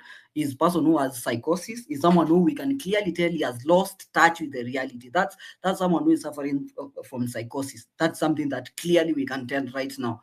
We don't need anything else. We don't need it, and it's not someone who can solve our problem. And since we've realized our problems, where they are stemming from, on Nane Nane. I want every youth. I want everyone who thinks they are doing business. We want everyone in all sectors. It's an Independence Day. And I want you guys to understand what we are talking when what we are saying when it's Independence Day. It is the day we liberate our country. Nothing else matters at this point. That is what I want most of you to understand. That is what I want those people who feel like they are not understanding our conversation. I want them to understand this is not any other day of protest.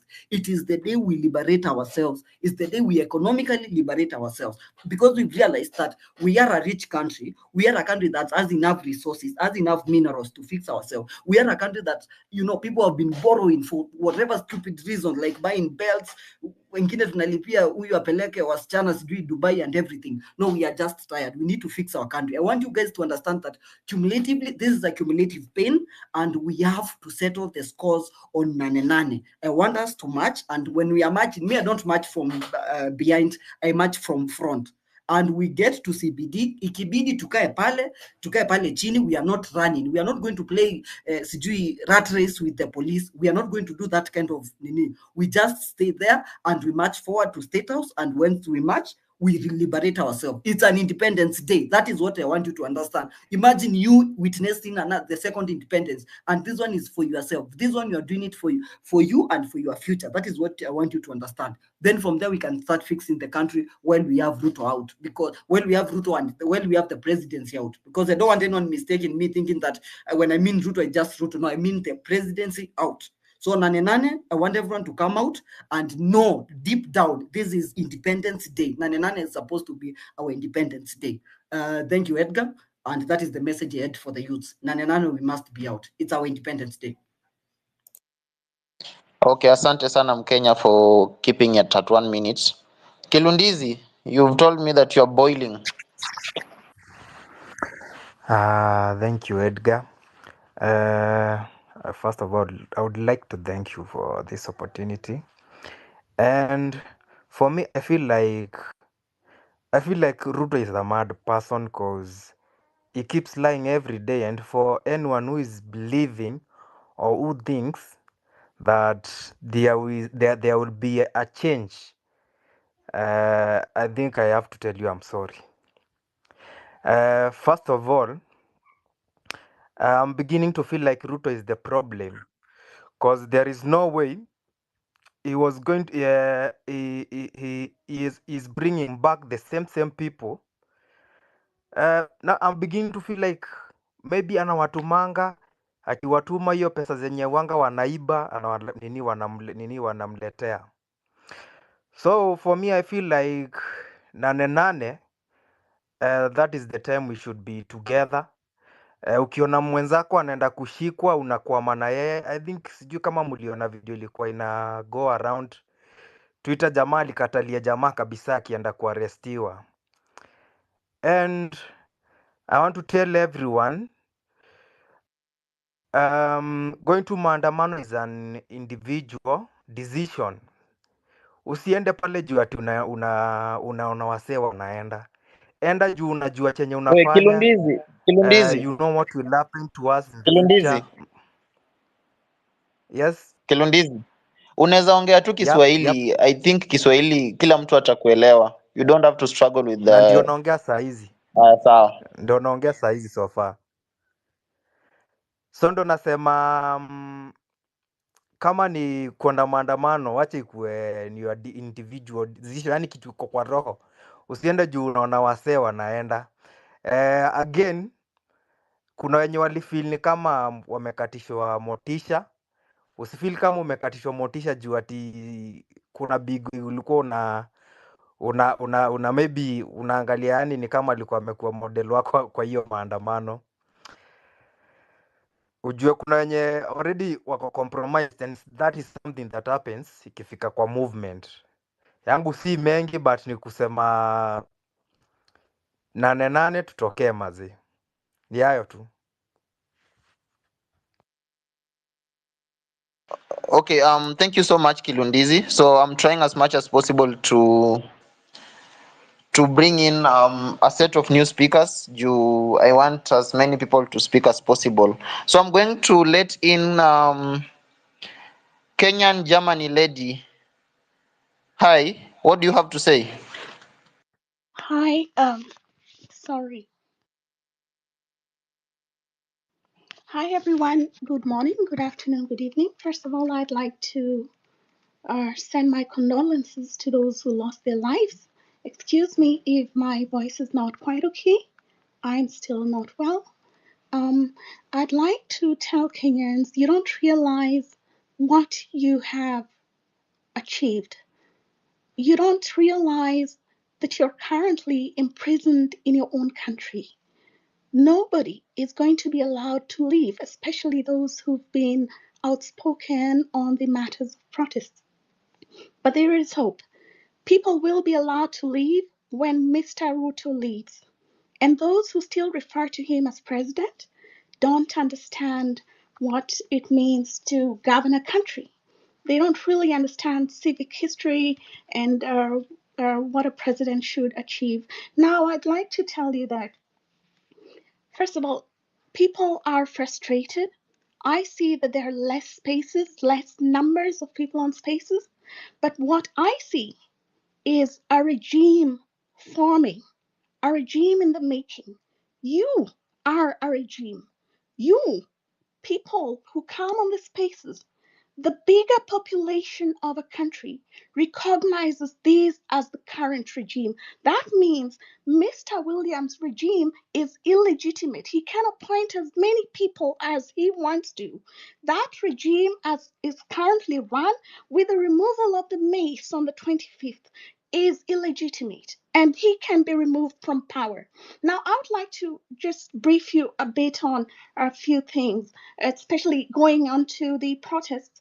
Now, a government is typically recognized as an organization or group of people or individuals that governs a community or state. It usually comprises three main branches, okay? The legislature, the executive, and the judiciary.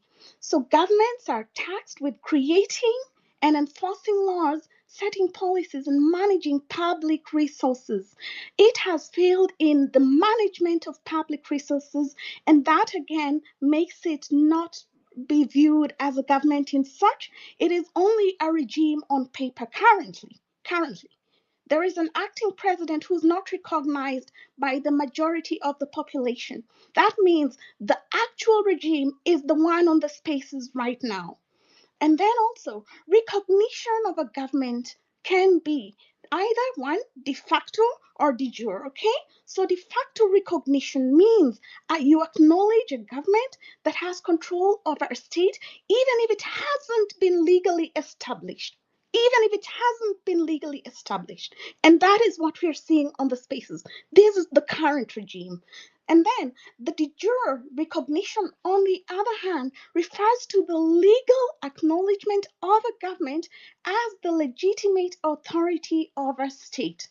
The international community can actually recognize a de facto regime as legitimate. It has happened many times before. And now I've really talked about that. I want to talk about parallel regimes. So there is hope. I'm telling you, there is hope. You can take that country and you can force him into exile. And that will happen if he doesn't step down.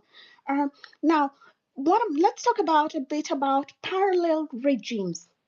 A parallel regime refers to a situation where two or more groups claim to be the legitimate government of a state. A legitimate government has the majority support of the population, which is not the situation in Kenya. That makes it, again, an illegitimate regime. So this can occur, mostly it occurs during times of political instability. Check, that is happening in Kenya. It occurs during civil wars, revolution. So one group might control the capital and major institutions, often recognized as the de jure government. So what is currently in Kenya is the one recognized internationally. It is the de jure, but there's the de facto. The de facto government is what you guys are, okay? So while another group might control significant portions of the territory or population, it is often recognized or referred to as the de facto regime. You are currently a parallel regime. You can elect actually your own president if you wanted to, with entire cabinet ministers, and declare the other regime illegitimate. You have the support of the international community, and it's dying down because they're seeing, okay, Kenyans are kind of quieting down, but you still have that support. Now, let me talk about just a bit. I want to expound on this because I'm going to the 99 issue. I've talked about the parallel regime. In China, from 1949 to date, there is a parallel regime in practice. In Korea, 1948 to date. In Libya, between 2014 to 2021, Gaddafi, with Libya, it's so two rival governments running the country. In Yemen, 2015 to present, there's a parallel regime. In Venezuela, 2019 to present, and I also led the protests of 1st of May in Venezuela of this year. So I was there, and we talked about the parallel regime issue.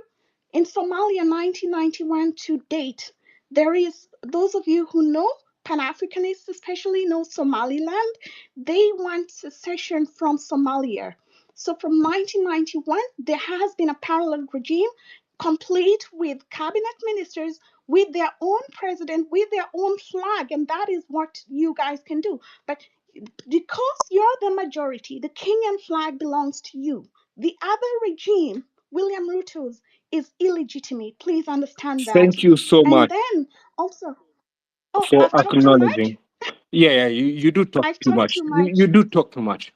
But thank you so much for acknowledging that All righty. within the place that you come from, there are levels of,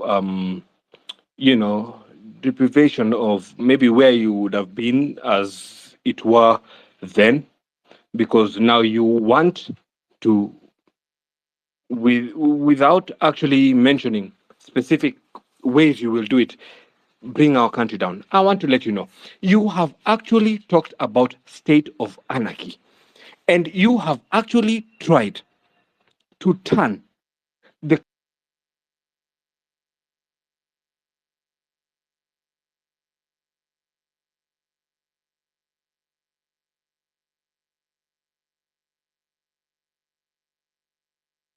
Edgar, mnapeaje Kigen mic hapa nyinyi? Okay, I'm sorry. Kenyan, I'm not saying Kenyan Kenyans Germany should go lady. and form their own Listen, government. listen. I'm Kenyan saying Germany lady, kindly land so that we can also give someone else a all right. chance. All right, I'm landing. Now, with what Mr. Ruto has said, he said that those who are flying abroad are going to receive tickets, etc. I would like to tell you that on the 31st of July last year, following the Mandamano, Kenya was declared a travel risk. So that is not possible, especially right now. So I'm just urging you, I'm not telling you to form your own government. I'm saying there is already a government in existence. This is the regime. Whether or not, I'm not saying you go and take over the other government, the other regime. I'm saying you already have the numbers to have your own regime. It is already in practice.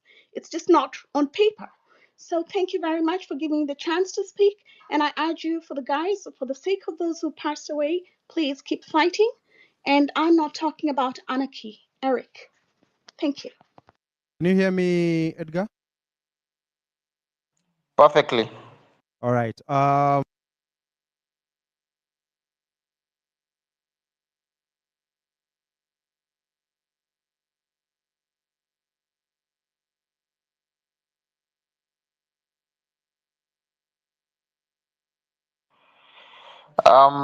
Amerix, you are on mute if you're speaking. Can you hear me? Yes, perfectly. What about there? I can hear you perfectly.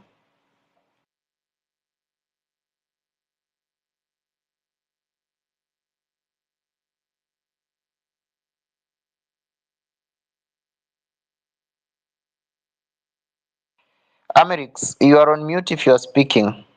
We can't hear you.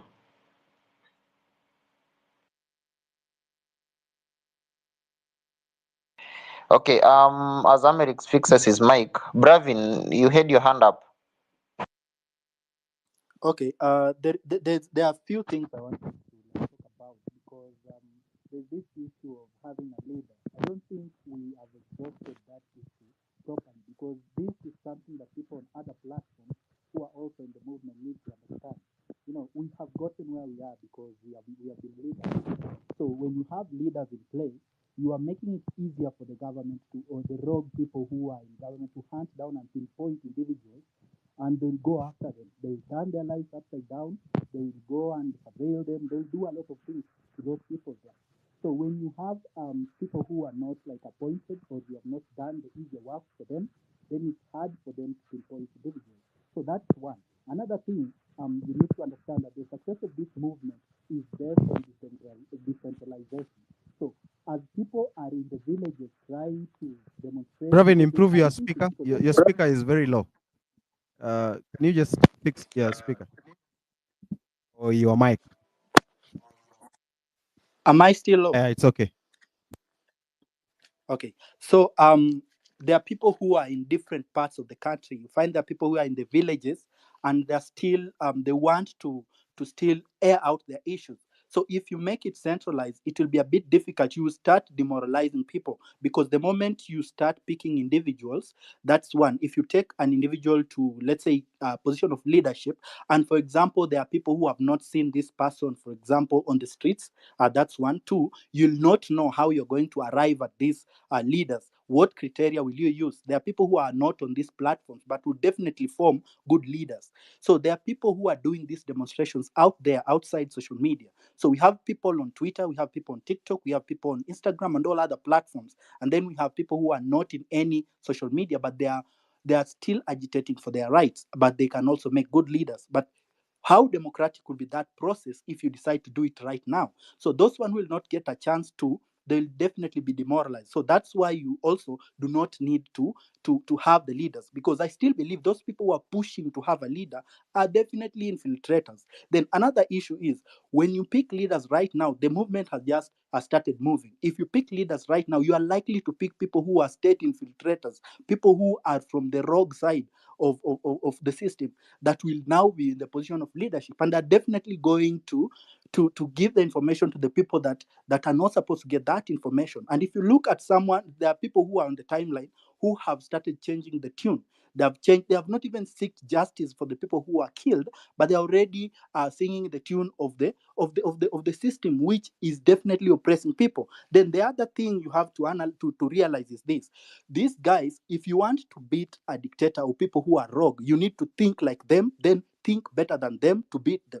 So these are people who base their own political ideology on tribal lines. The moment you pick leaders and they see like 2-3 people are from a specific region, now they'll push the tribal card very hard. They will send those mercenaries that they send every morning to come and attack the whole movement based on tribe. They'll start saying this community has gotten more people, that community have gotten more people, and then it becomes a tribal thing. That is also another card that they'll throw at you. Then you need to understand there's also this issue I saw of forming a political party. You need to understand another thing. When you form a political party right now, they'll start treating you as politicians, not as citizens who are agitating for change. You form a political party right now, you now become politicians who now they'll have the ability to call you some elites, or rather people who want to overthrow a government. So you are not citizens who are agitating rights. Now you become people who are plotting a coup. And we are here just trying to push for accountability, because another thing you need to understand is, when this movement started, people needed change. They didn't really need to get CS positions, etc. that these people are telling you, front someone to go and sit there. We didn't want that. We wanted these guys to be accountable, to tell us they'll do this and do the things that they promise. So they did not deliver these things. So we are pushing them to deliver. So we do not want really to get there. We want them to appoint people who have integrity and can deliver these things, which is not something that should be had. Now, another thing that you also need to understand is that if you let the government keep chasing ghosts, it's easier for them not to be able to get one person. But if you don't, but if you appoint these leaders, then it will be easier to get these people, and they will definitely either buy them or they will silence them permanently if they cannot buy them. So the greatest weapon we have against people who are rogue, that is, and they are definitely killing Kenyans, abducting them, it is the ability to be leaderless and civic education. Those are the two things and the two most powerful weapons that we have.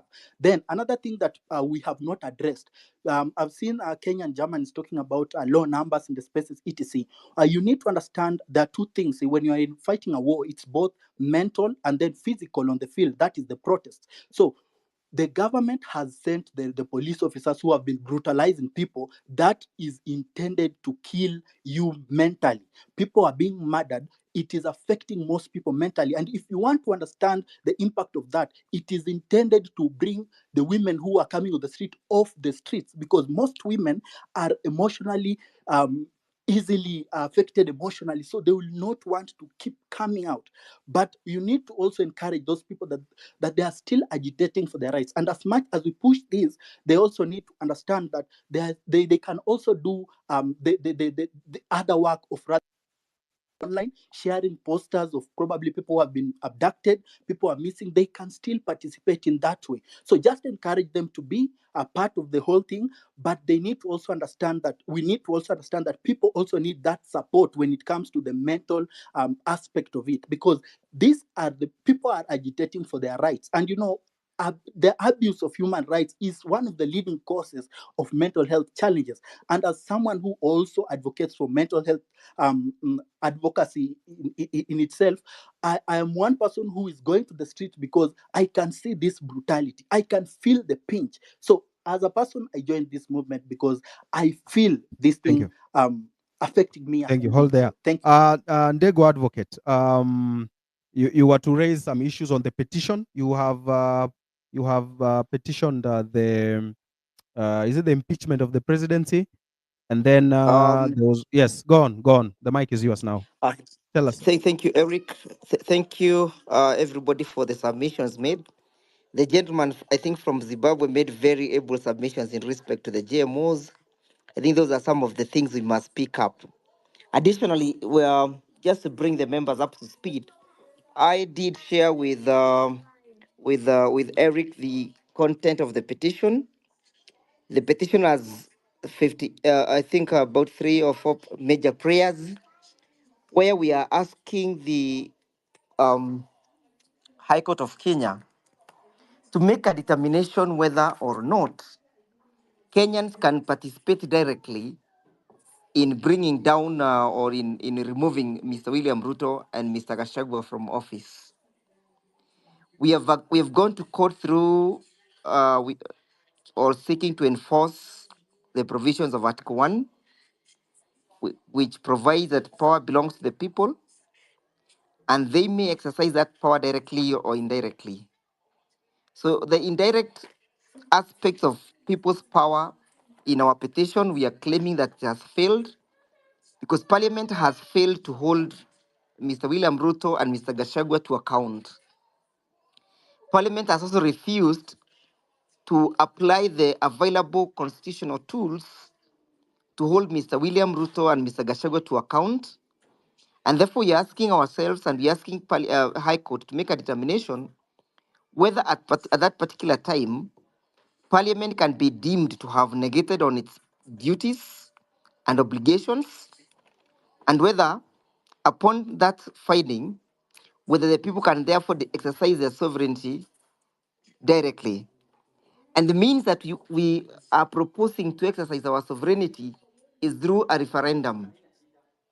We are asking the High Court to make a finding that a government can be established through an election, and the same government can be removed by the people through a referendum. That is a substantive question we are asking the High Court.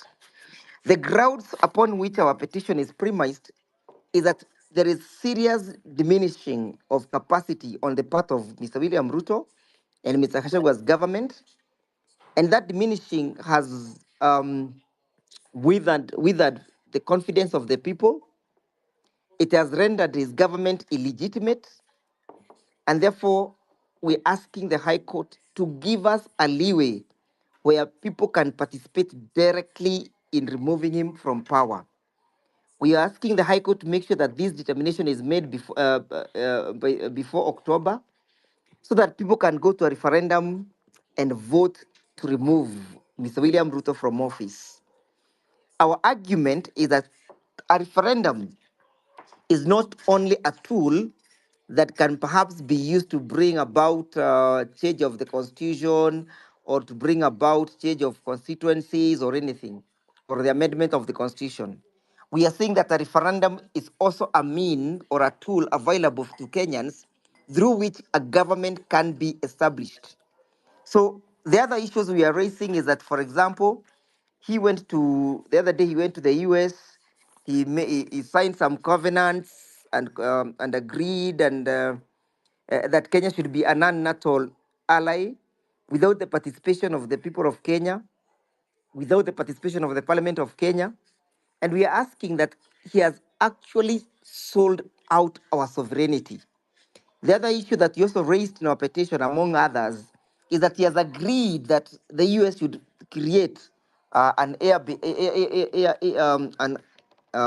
military base in Lamu without asking the people of Kenya to participate in making that determination. To us, is that he has completely sold out again our sovereignty, where foreign entities and foreign states will establish their military base here without consulting the Kenyans. So those are some of the issues that we have raised, among other issues of breakdown of governance. And we are hoping that the High Court will be able to agree with us and give us an opportunity to argue our referendum or to carry out our referendum. We are asking many people to join this petition, whether you belong to your professional groups, whether you want to be individuals. We are asking especially the professional groups or the NGOs and civil societies to join this petition. We have a pool of volunteer lawyers who are willing to take up your matters and urge or argue this case before court. We're asking the Chief Justice to appoint a bench of not less than 5 judges who are going to hear and determine this case. We have very solid facts and grounds that we are relying on in respect to asking the High Court to declare that Kenyans can remove or change a regime through constitutional means of a referendum. Those are some of the issues that we have raised in our petition. I have shared a copy of the same with Eric. Perhaps Eric may be posting it in this forum for people to go through it and read and understand the issues that we are raising before the High Court. I would reiterate once more that people are free to join this petition because the more, the merrier.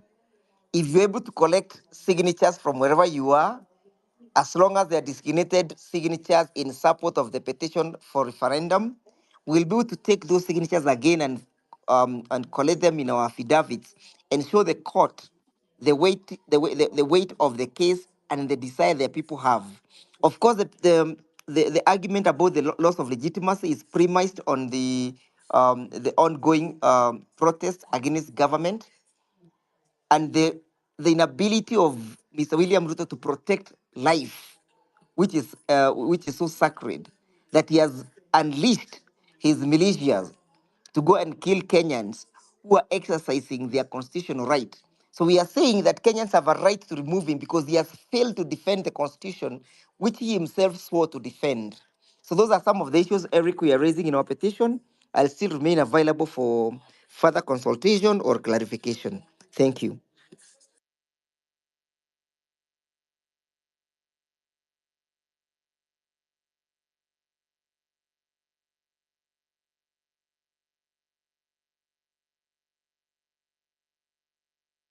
Can I go? Okay, asante sana, advocates. Let me bring on board Abdi. Good evening, sir. What do you have to say? Thank you. My name is Abdi. I am joining you from Toronto. And here is I would say thank you to Eric Nyakundi, Edgar Ndwega, Ndwega Advocate Njiru, and Willis and everyone on the space and all the speakers joining who spoke. Lately, some friends in the diaspora and around have been thinking that because Raila has joined the government, our movement is over. Let me address this sentiment. Our struggle is not yet about any single individual or political alliance. It's about the collective will of the people of Kenya. Our mission is to create a just, equitable, prosperous nation that prosperous and mission continues regardless of the political shift. Raila's decision does not define our movement nor our resolve. We must stay focused on our goals, mobilize the youth, and work towards change we want to see. Our journey is far from over, and together we'll keep pushing. Having said that, I believe coalition arrangements in Kenya have always been short-lived and formed for special purpose. This time is not different. The political class consistently unite for their selfish agenda, ignoring the root cause of our issues. The Kenya Kwanza coalition has been buying legitimacy across the political divide. President Ruto represents the old school of thought of Moi, which is now outdated. We saw recently the touring the country, seeking legitimacy, parading his cabinet appointees, politics of tokenism, Mutieto syndrome. This has been going on like people being cabinet secretary being paraded in Tadimari, now heading to the home turf of Wycliffe Oparanya, and trying to seek leveraging on local loyalty. This does create an illusion of widespread and legitimacy based on cheers from the local community.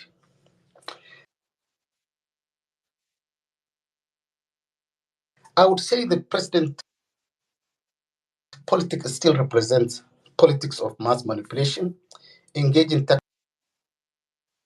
that deceive the populace. Despite this effort, there is glaring political incompetence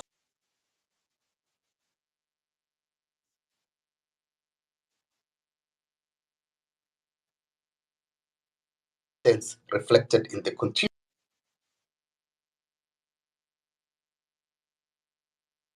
failure to deliver on the promises and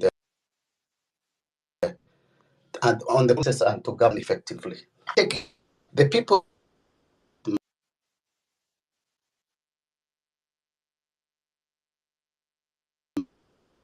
by negotiation, no. Their demands are well known, accessible.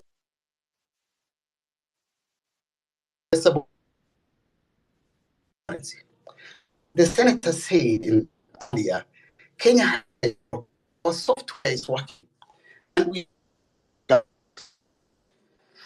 having said that, and our politicians also should respect Kenyans who elected them. We are not as foolish as they think or naive.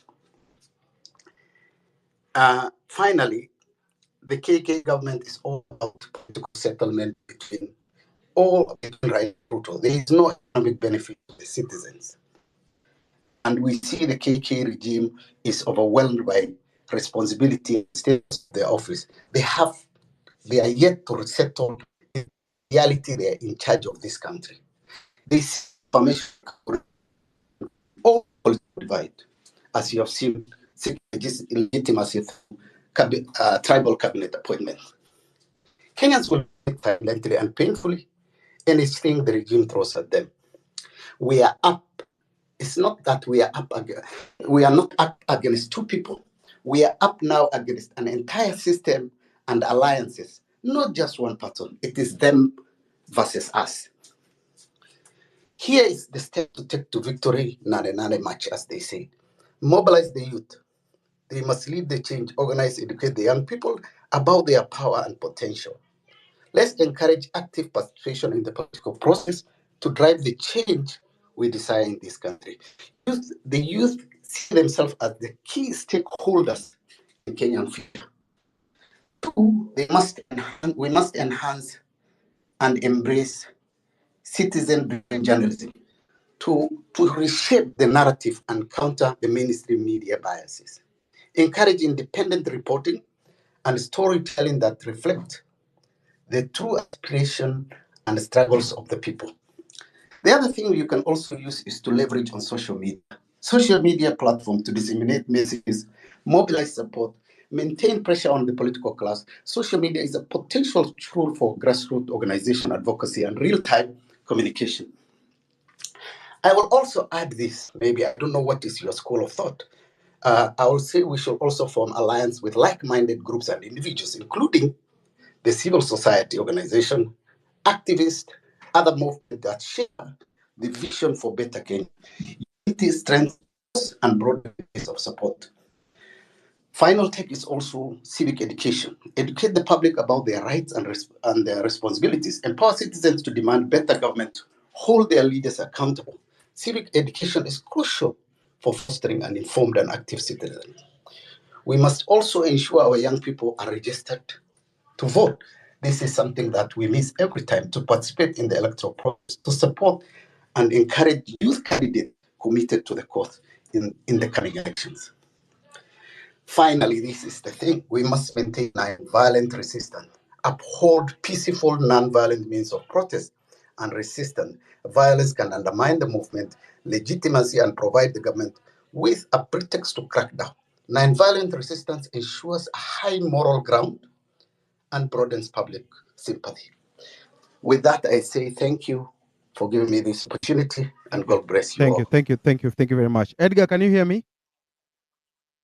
Yes, I can hear you perfectly. Yeah, I had asked Njiru a question. I had asked him, there is an election law where vehicles will now be declared as polling stations.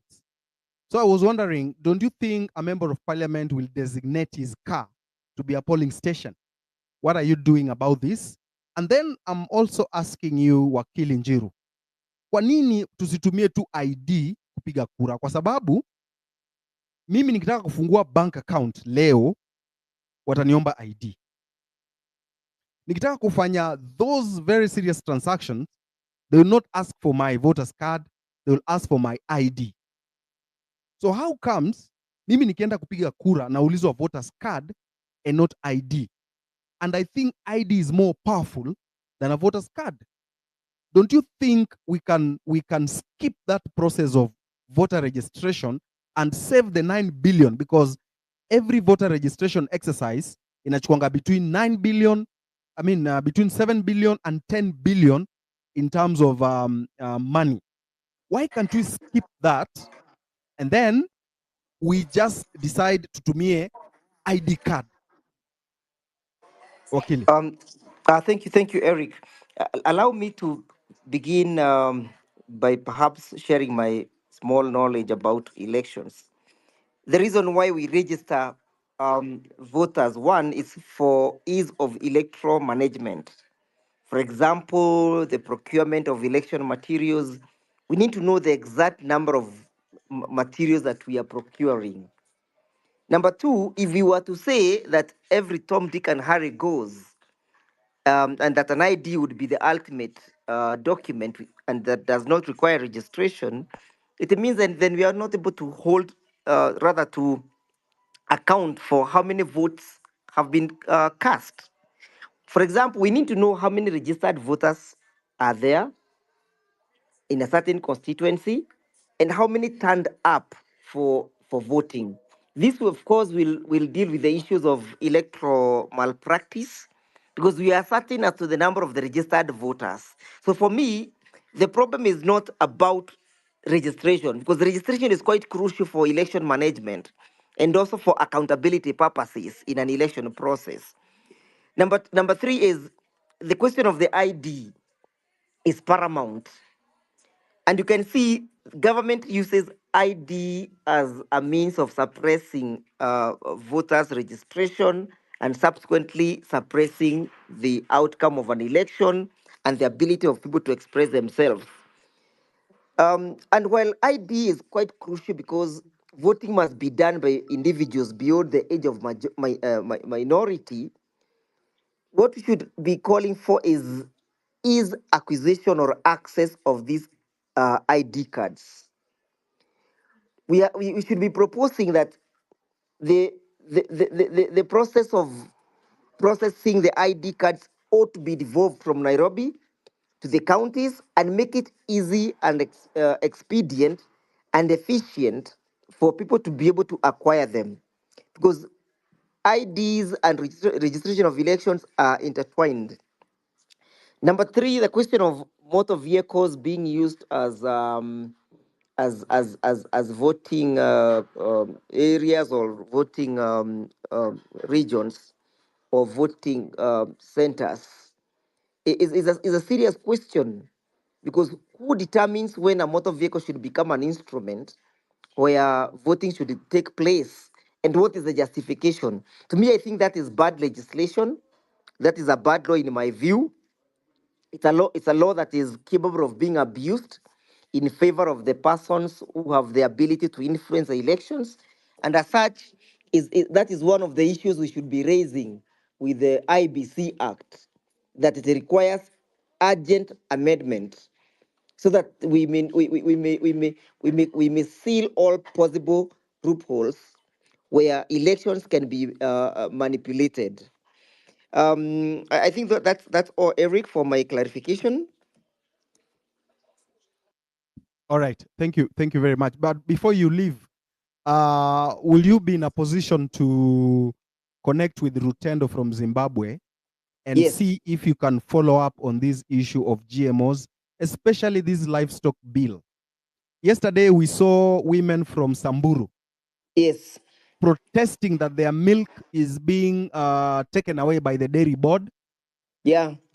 And these issues of rural farmers is going to escalate. Very soon, you will see more and more farmers going to the streets complaining that their yields and their produce are being suffocated by government policies and boards and authorities. Don't you think you can link up with Rutendo so that as a nation, we can see what we can do to stop these IMF infiltration of our food systems, health systems, and those kind of things? I would be glad and more glad than ever to join hands with fellow Pan-Africanists, because this is a compounded, Mr. Rutendo, this is a compounded problem that is facing Africa. For example, that livestock bill is a toxic bill that is being proposed by Parliament. And perhaps just to highlight some of those things is that you'll not be able to grow fodder in your farm.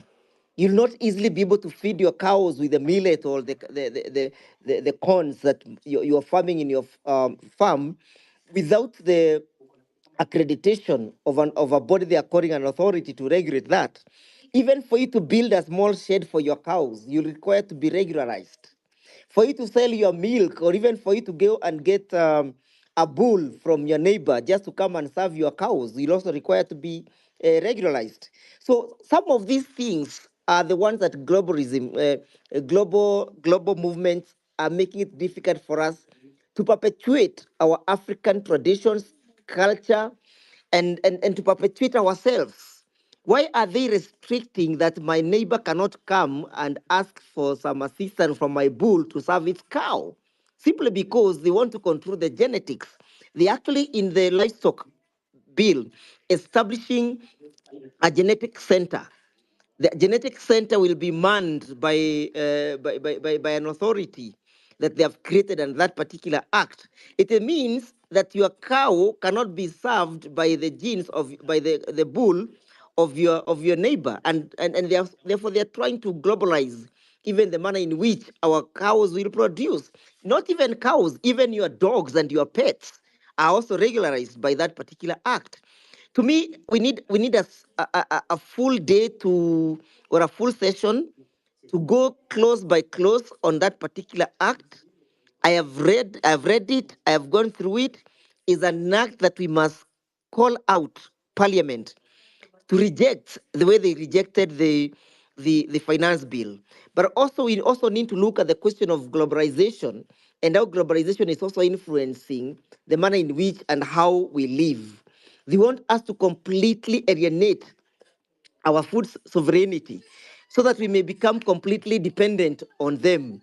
So I will be able to join hands with Rutendo I don't know how I get his email. Eric, you'll favor me with his email, because even the GMO case as we speak is still in court, in the Court of Appeal. But if you look at the judgment that came from the High Court, that was delivered by Justice Angote, you realize that there must have been some serious influences behind these GMO bills, GMO judgment. And those are some of the things we also need to push Mr. William Ruto to repeal. Why should he choke the GMO policy down our throats? It should be one of the issues that we must be able to target, because GMO is a threat to our very existence. It is threatening our food security. It is threatening us, and I've heard Mr. Rutendo submitting very ably how cancer prevalence and how cancer has become prevalence within this African continent, because there's an intention by the globalists to make sure that they control us even in what we eat on our tables. So Eric, I'll be glad to get that number or any contact that will make us form a formidable force against Mr. William Ruto's policies that he is holding brief for the Americans. Thank you. Thank you. Before I give to Rutendo to respond, I just want to tell my listeners this way, because most people don't understand the consequences of what is just going to happen. This is what they're saying. Wewe ukikuwa na ng'ombe yako, ukikuwa huko mtaa and you have your cow, na unataka hiyo ng'ombe ikuwe serviced, yani ipandwe na bull, hauwezi fanya vile tumezoea kufanya. You see, ukikuwa na ng'ombe huko village, unaongea na jirani, anakuletea bull ina service ng'ombe. Lakini this time huwezi, lazima upate license, na hiyo bull lazima ikuwe na license kwamba iko na the correct gene yenye wame declare hiyo ndio gene tunataka. Kitu ingine, you cannot feed your cow. Mimi huko kwangu nimezoea nikivuna mahindi ama nikivuna beans, or when I cut my bananas, I cut that banana stem na katakata into small pieces, naeka chumvi kidogo, napatia ng'ombe wanakula. This time when this bill goes through, that one is not possible. It will not be allowed. You cannot give your cow feeds that have not been regularized by that authority. So hii ni issue yenye ni serious, because someone wants to control what you eat, how you eat. Hata ukikamua maziwa, uko na ng'ombe yako hapo inakupatia 3 liters. You cannot give this maziwa to a neighbor. Labda neighbor anataka kununua. Saizi watoto wamefunga shule, they are at home, they are taking a lot of tea. Na labda uko na ng'ombe inakupatia 3 liters, 5 liters, and a neighbor comes to buy. You are not supposed to sell without the authority of these boards and those authorities. So hii ni kitu serious. And this kind of globalization yenye Ndegu anaongelea hapa ndio ime lead to the rise of chronic diseases zenye tuko nazo in the country today. Saizi kanza ziko juu. I'm sure those who are listening now, kwa familia yenyu ama haujaisikia familia yenye haina mtu ako na diabetes, hypertension. Yet mnakumbuka when we were growing up, it was very difficult kusikia mtu ako na diabetes. Very difficult. It was very hard kusikia mtu ako na hypertension. Haikuwa rahisi. But right now, kila family huwezi kosa diabetes, hypertension, ama cancer, arthritis, kidney diseases. Jana kwa kliniki yangu, I was attending to a young man, 21 years old. Ako na kidney disease. Mtoto mdogo sana. Inafaa ende KMTC, I think in September. A very young man, 21 years old, with a kidney disease. Because of these foods we are eating that are being brought to our country. Na inafaa mjue kitu moja. Niko na rafiki anaishi Iceland, anaitwa Job. Job tells me that the mboga that they eat is organic from Kenya. So them wanataka tuwatumie organic chakula, lakini hao wanataka kutuforce tukule inorganic chakula za GMOs. So this is a great issue that we must prosecute and resist. Rutendo. Yes, sir. Yeah. You've said it so well, and you've summed it up in a very amazing manner. But there's another concern that is happening. There is academic imperialism that is currently taking place, or intellectual imperialism, where any thought that is African-centered is looked down upon and legislated upon by African leaders acquiescing to international conventions that they sign without interrogation of anything that is happening on the African continent.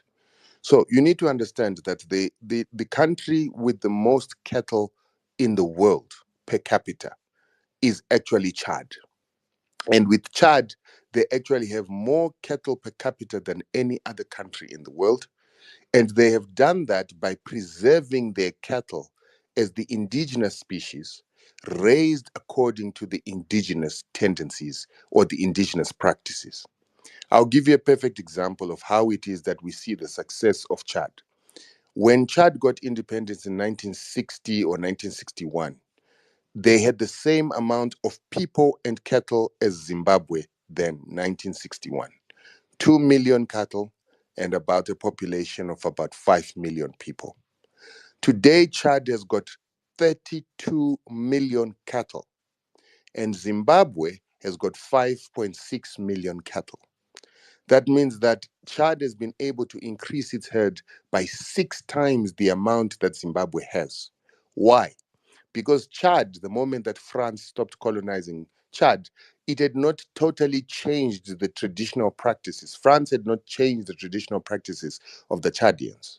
They continued their traditional methods, while Zimbabwe was exposed to hybridizing the cattle of Zimbabwe, turning them into a mix of European breeds, Indian breeds, and other breeds that were not indigenous to Zimbabwe that were susceptible to the cattle. Point number one.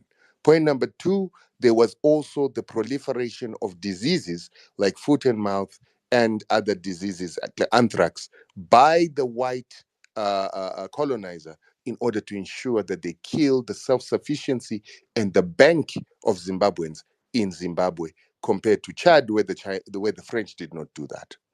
So I actually read the U.S. Industry of Trade encouraging American biotech companies to try and penetrate Chad with vaccines and other medications. And the question is, why would they do that? Yet the so-called most successful country in production of cattle utilizing European techniques in Africa is South Africa. They've got 19 million cattle in a population of 60 million people. That means that if Chad, which has 15 million people, has got 32 million people, 32 million cattle, it's doing better than South Africa. It is doing way better than South Africa. So it's got nothing to learn from South Africa. In fact, none of the countries following the European practices of animal husbandry have anything to learn from any of the countries that are practicing white husbandry, but they have to learn from countries like Chad, Uganda, Ethiopia, and even Kenya. Kenya has been using traditional techniques, has been using a migratory pattern of herders, and that should be what we are copying. And even this new legislation on how to breed your cattle should not be encouraged, because the diversity and mixing of cattle in these migration patterns are what has made your herd very resilient. It is also what makes your cattle much more valuable in Kenya than when you buy the same cow in South Africa. But the problem is our leaders. People like Ruto, even my own country has got a leader who is not proud of what it is that is genetically and originally Zimbabwean. They allow the attenuation of these genes. And I wanted to say before I go that together with this new act that is coming in, the current draft, you guys also have to read up on the Kenyan Seed and Plant Variations Act. Read about how it is that it is so difficult in Kenya for a Kenyan to get a license to develop seeds and to develop plant varieties in Kenya. Only Monsanto, Syngenta, DuPont, and Dell are the only companies that can do that, Seedco. And these Seedcos are not our companies. A lot of people have believed that Seedco is an African company. It's not an African company. It's a French company owned by Vilmorin that is actually Lima Grain. And that is the company that is selling tomato seeds in Europe for 60,000 euros to 400,000 euros. We will not be able to afford maize or millet if we allow this company to continue to hybridize and to turn into GMOs. And it's important for us to understand it's not only GMOs that are a threat to us. Another threat is the hybrids. And we are currently using hybrids thinking that they are not inimical to us. They are inimical because a hybrid will produce first season, second season you struggle to produce. In fact, it will not ever reproduce true, so you have to rebuy the seed. If you use it twice or 3 times, then it stops producing. So your grandmother, your grandfather, you need to continue to rebuy seeds every season. Number 2, because of the hybrid vigor, that so-called increases production in a hybrid. That hybrid vigor has been known to attenuate the minerals and nutrients of a crop, the vitamins, by up to 78%. So you're eating a crop that has no nutritional value. And this is why our people are getting sick. And what I'm going to do right now is I'm going to put up there an article in which I am writing about, in which I'm talking about the correlation between the usage of GMOs and the usage of the chemicals that go with it, glyphosate, and the increase in all known chronic diseases in America. And that can be superimposed, or we can extrapolate that into Africa, and you see that the pattern is more or less the same because we are all human and we are suffering under the same chemical warfare. This is what I call it, and biological warfare. And like I said to you guys, pay attention, please, to this company in Kenya that is from Zimbabwe that sells you Chicken Inn, Baker's Inn, Creamy Inn. We call it Simbisa Brands. I don't know what name it is going by in Kenya, but I've seen the outlets everywhere I went in Kenya. When I went into the townships in Kenya where the poor are living, I saw so many of those outlets. They sell toxic food. Their chicken is absolutely atrocious. And I'm saying, let us begin to boycott some of these companies. Let Kenyans begin to ask some of these companies to leave Kenya and go back to where they're coming from. Because they cannot be European companies owned by Europeans who come in, poison our people, and kill our people with fast food instead of giving us the right quality of food that we need. And I think as a people, the youth must understand that we've got to become less siloed in our understanding of what is important for us. So in Zimbabwe, we've been taught about the importance of minerals. In South Africa, they're being taught the importance of land. And I'm saying, if the land does not have seeds, if the land is not living, if there are no bacteria, if there's no worms in the land, if you're poisoning that land with chemicals and chemical fertilizers, that land becomes pointless, useless. We need to become holistic in how we realize what matters to us. So we need to eat first. We need to eat healthy food second. That healthy food becomes medicine for our bodies. Then we begin to worry about the economic issues when we have secured our food. Because Hitler always said that Germany was no use as an industrial power if it was not a what? An agricultural power. Many people didn't get what he meant by that. But the reason they lost the Second World War is they were starved of 2 essential things. They were starved of, number 1, food. No one would sell them food. No one would buy their electronics and the best machinery that they had, and no one would give them oil. And what that did is they ended up fighting to try and get land in Poland and land in Russia and oil in Baku oil fields, which is currently Ukraine. And that is how they got defeated once they were starved of food and starved of oil for long enough.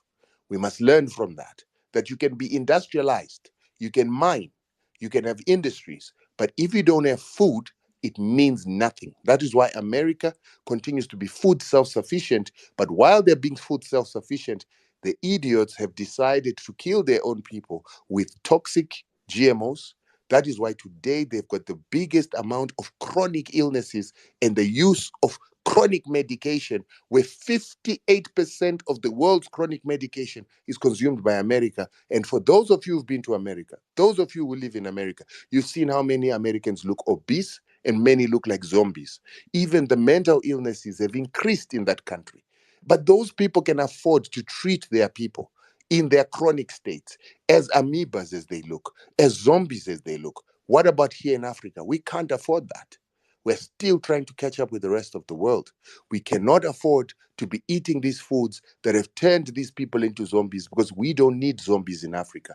We need the healthiest population mentally and physically in order to prosper this continent and to defend it. And at Thank the you. rate we're going, they're actually turning us backwards into these zombies that are sick, that are mentally disturbed because of the food that they're feeding us that is nutritionally deficient.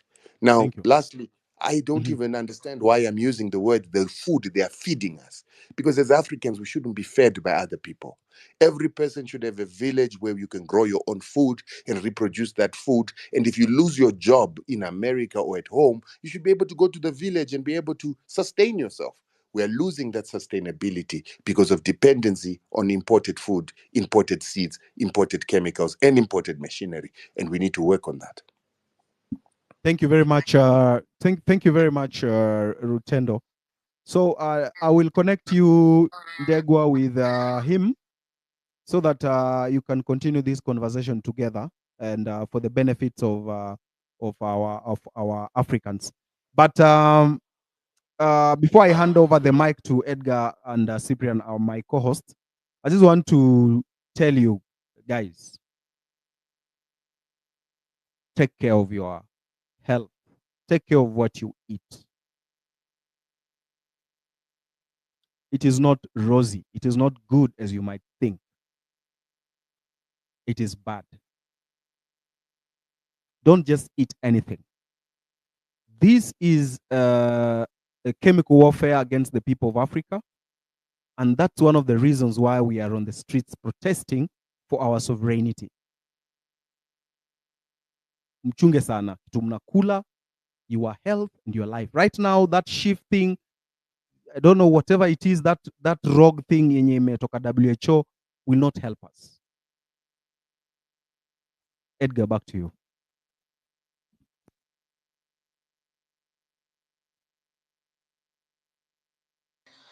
Thank you so much, Amerix and Rutendo. So I'm going to bring in Roslyn Wanjiru. Hi, how are you? You have the mic. You can give your submission.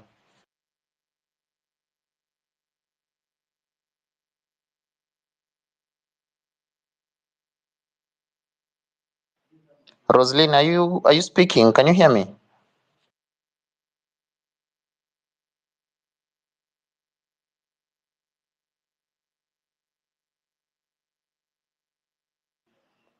Amerix, am I audible?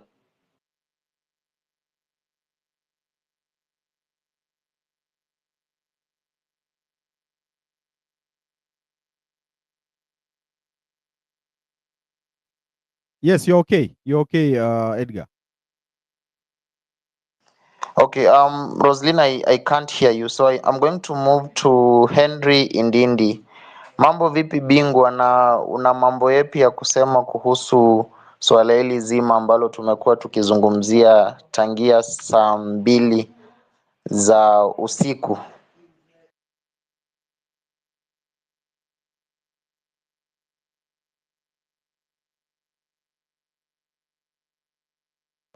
Bwana Henry, waweza nisikiza, waweza nipata? Wanipata?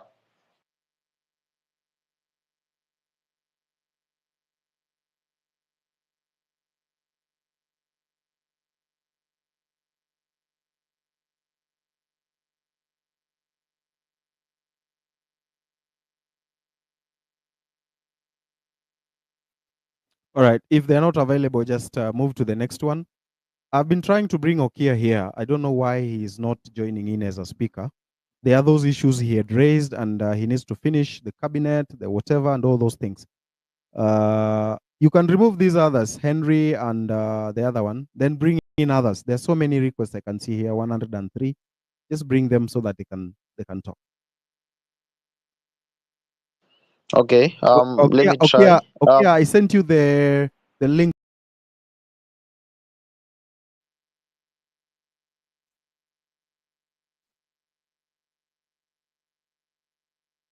Cyprian.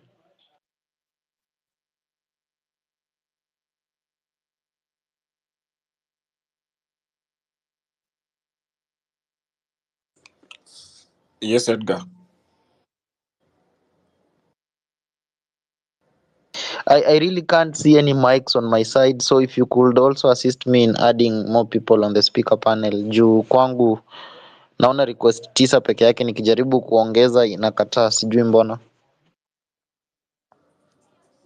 Okay, okay.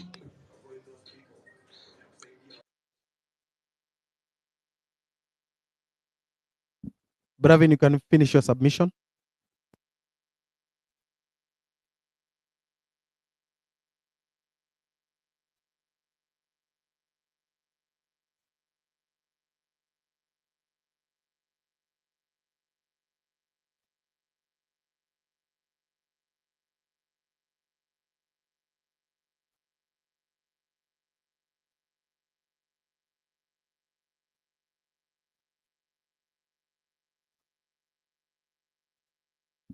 Bravin, are you there?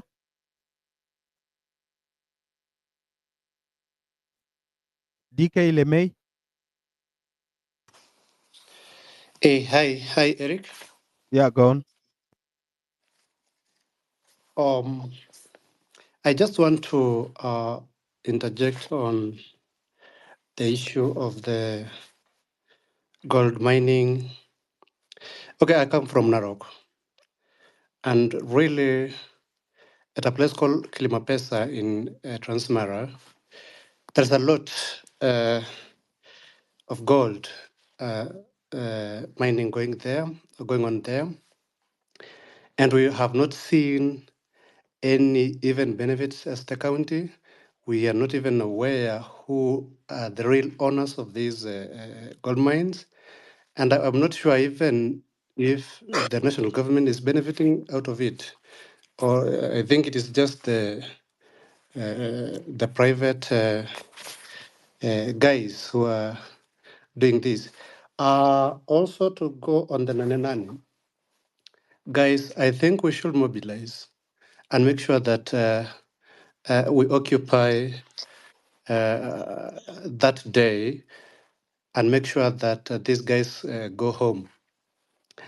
When we come, and my comment, I think I will differ with maybe many on this, we should have maybe representatives going forward, because I don't see anywhere, and maybe someone can give me maybe a reference of any country in Africa on liberations or revolutions that have succeeded without representatives or leaders, if I may say. So I think that is my humble submission, and I wish we should not maybe relent and lose hope. However much it might be difficult to move on, but let's make sure that we will not lose the moment, because this is our time, and history will judge us harshly if we just think that we have achieved. There's nothing we have achieved yet. Let's just soldier on. For I see a brighter future ahead. So thank you. Maybe you can pass the mic to other speakers because of time.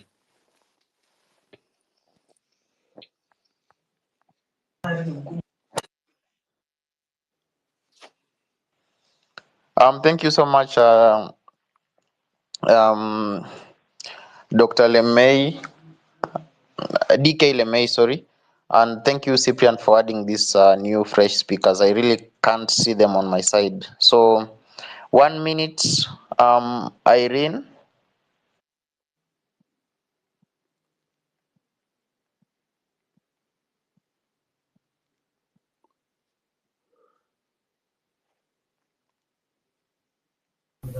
Irene, are you there?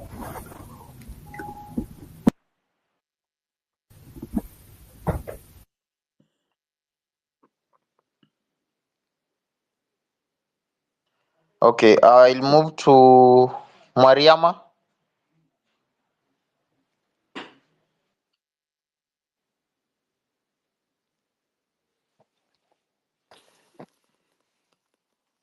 Okay, ni mimi kindly, amnisikii ama ni kindly, ni mimi Edgar, amnisikii No, ama no, ni Edgar, mic just, nachukua na you are just halitaki kuongea? okay. You are just okay. They are just slow. I don't know what's yes, going on with just their one mic. point. Just Hello. one point that I forgot, Edgar. Kindly, I was just to comment about our counties. I think when we gifted ourselves the 2010 constitution, we devolved resources nearer to our communities. But it has come to be that we really devolved much of corruption, and there is a lot of corruption in our counties. And we should not just focus on the national government. Let's also make sure that the county leadership or those who are accountable in our counties should be occupied and be accountable with our resources, because we really gifted or entrusted our resources in their hands, and they are just busy enriching their pockets. So let's mind where we come from. Thank you. All right, history, Kenya. History. Good evening. Thanks for having me. I just want to make a comment about the depopulation agenda, the neocolonialism we're seeing in agriculture, and so on and so forth. On my part, I am not sure, but I am convinced, and there is really no better sign that our president is captive to the whims of globalists. We've seen some of these signs manifesting themselves, and these globalists intend to exercise control on our legislations and therefore government policy. And part of the reason why they're doing that, obviously, is because of profit. And this is raising questions, some of which have been raised in spaces here, whether our president has, at some point got transactional ahead of elections with them. What I mean is, were there promises that he made to them? The president, as we know, campaigned for close to 5 years. Even when he was deputy president, he was in campaign mode. Was there a deal that was struck that they would fund his campaigns in exchange of his support of the agenda? These are questions that we need to ask. Eric, please allow me to depart radically from what this handle has been famous for. We've been synonymous with the history of Kenya, of course, as the handle suggests. We have, from last year, we began reporting a great deal on the ugly head aspects of the ugly head of neocolonialism rearing its head in Kenya. Actually, some of my followers, started sending, replies saying that I'm pushing conspiracy theories, and in fact, some of the posts that we made, we had to bring them down because we did not want to drag our Twitter handle into disrepute. Oftentimes we were citing foreign media stories, some of them from very, respected media houses in the West, mostly American. But we were convinced that globalists had brought their wicked agenda to our shores. And if you allow me just a few minutes, I'll, speak to some of this. And I'm glad that Rutendo mentioned some of them on this space. And Ndegwa has also made reference to some legislations, and I wish to laud him and others who wish to offer their legal expertise to support this cause of breaking the yoke of this neocolonialism on the agriculture front. It is worth noting, ladies and gentlemen, that many EU countries, I'm talking about EU, Europe, the UK, have slammed their door on some of the maneuvers that we're seeing from globalists, particularly from the US. And if you allow me, I can share specific information that is relevant to the liberal renaissance we are seeing with, Gen Z, and I think now it has caught up with the rest of the Kenyans, and also matters that are close to health, which Eric also you're famous for. Any Kenyan who has lived in the US will tell you that the taste of their bananas, the taste of their oranges, the taste of their fruits, melons, it tastes very different. And this taste is characterized by a sweetness that pales a great deal in comparison with the sweetness that we find in fruits, particularly from sub-Saharan Africa. Why is the taste pale in the US in the West? Because farm produce in those countries, like in the US, particularly in the southern states of the US, these farm producers have been poisoned by mechanized, heavily fertilized soils. I will not even go to talk about pesticides. Industrial fertilizer, many of you may not be aware that industrial fertilizer actually depletes nutrients from soils. It kills the microorganisms that God ordained in soils. It actually poisons groundwater. It even destroys the worms that the chickens, they feed on. And many farmers, particularly in Kenya, believe that fertilizer is golden, and these are the things that we should use. Yet there are alternatives.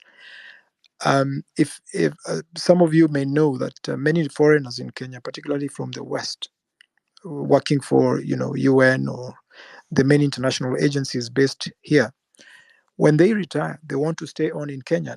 And if you get into a conversation with some of them, they'll tell you, here, other than the fantastic weather that we have, our food is tasty, our food is nutritious, our food is healthy. I think somebody mentioned that, I think somewhere in Scandinavia, they're eating greens that are produced in this country.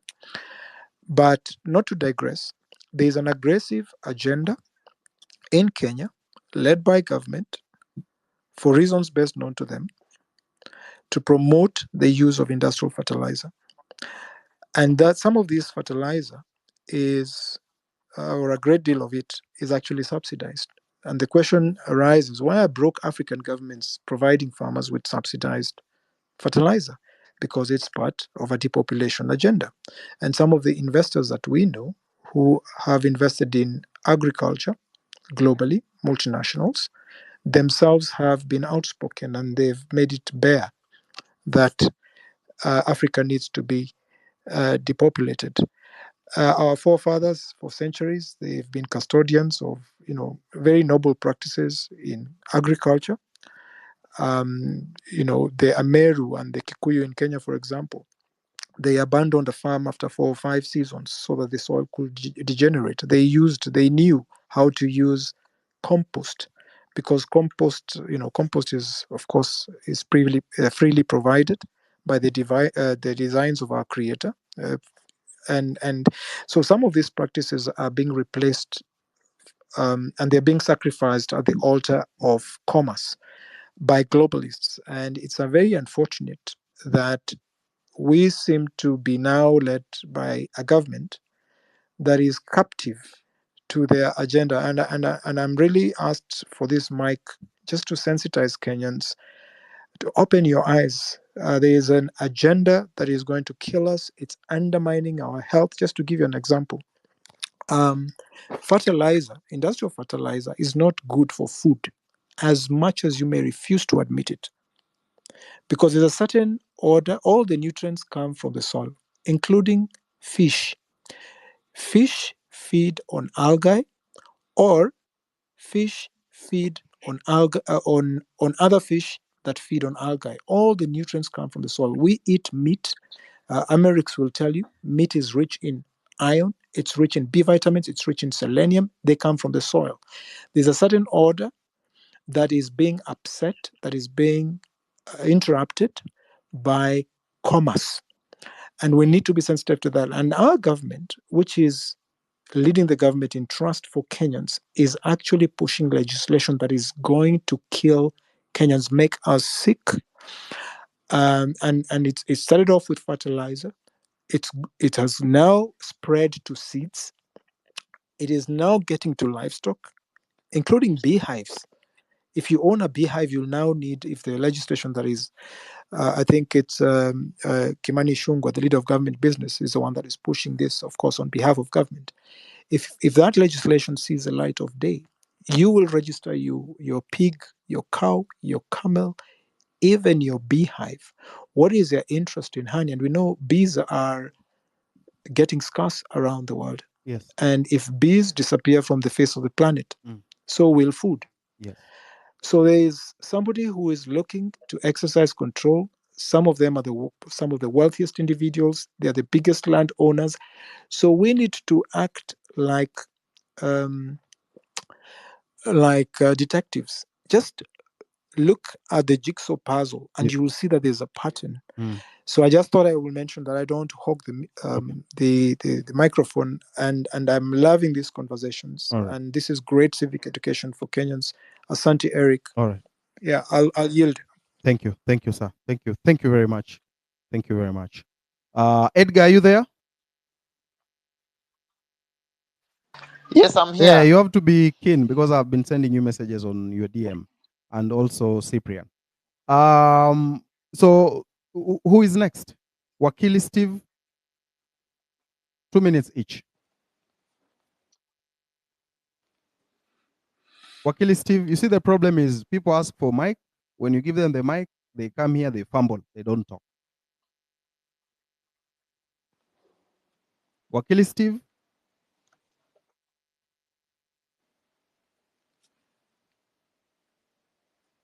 All right. Eric, from my end, Wakili Steve does not seem to have the mic. He's on listener mode, but maybe I'm mistaken. Edgar, what do you see?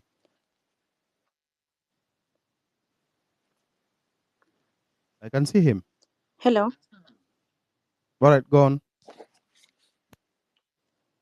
Hello.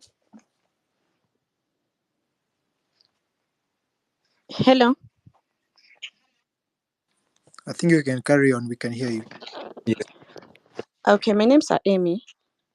Thank you for giving me the mic. I only have a contribution that I feel like we should really take into consideration. My first point is that I think we should really talk about our sovereignty as a country. And as we're fighting for good governance, I believe that we should start by the protection of our food, our education, our health systems. We should make noise. We should talk about our seeds. We should talk about our children going to school. We have a lot about our sovereignty first. If we start fighting this, because I look at elections are coming soon. There's the issue of IDs. There's the issue of registration. There's the issue of IEBC reforms. We've not done. There are some constituencies. I think there's one that an MP died. They've never gotten an MP until now. So I think even as we think about other issues, I think the first issue should be about our sovereignty, about our food, about our health systems, about our education. These are the most important things that I think we should really talk about them. I'd also like to say that we should also not forget the people who died, especially during the Mandamanus. We should really ask, like, how are these, like, what are the police reforms that has been done? Another thing, as we're busy here discussing, I also want us to do one thing, that let's think about 2027. In as much as we are trying to get, we are trying to ask questions, get good governance, there's also the issue of what are we planning about 2027? How are we arranging ourselves? Who is going to do what? How are you going to vie for this, maybe for positions? What are we doing? So that we are not caught off guard when 2027 is just is around. Because we only have maybe 2 years to elections. So I think these are my points. And then another thing, we've always been peaceful, yes. But I would like to say that let's just maintain peaceful protests. If you see someone maybe who is not peaceful, maybe you can tell the rest of the people, and then maybe you can hand them over to the police. And then I think another thing as well, this is not, I don't know how people will take this, but I feel that this is a spiritual war as well. This is not just physical. So I would like to speak to the Gen Zs and the millennials, because I am a millennial. Please, can we pray about this? Can we pray every day as we go? Can we pray about our nation? Can we pray about God's guidance? Can we pray about what to do next? And even as we pray, we can pray as we fight. Pray as we fight. I believe even in meetings like spaces, let's start with prayer and end with prayer, because I believe God is sovereign and the hand of God is upon us. And I know that we'll get victory. So this is what I wanted to say, and thank you for the space.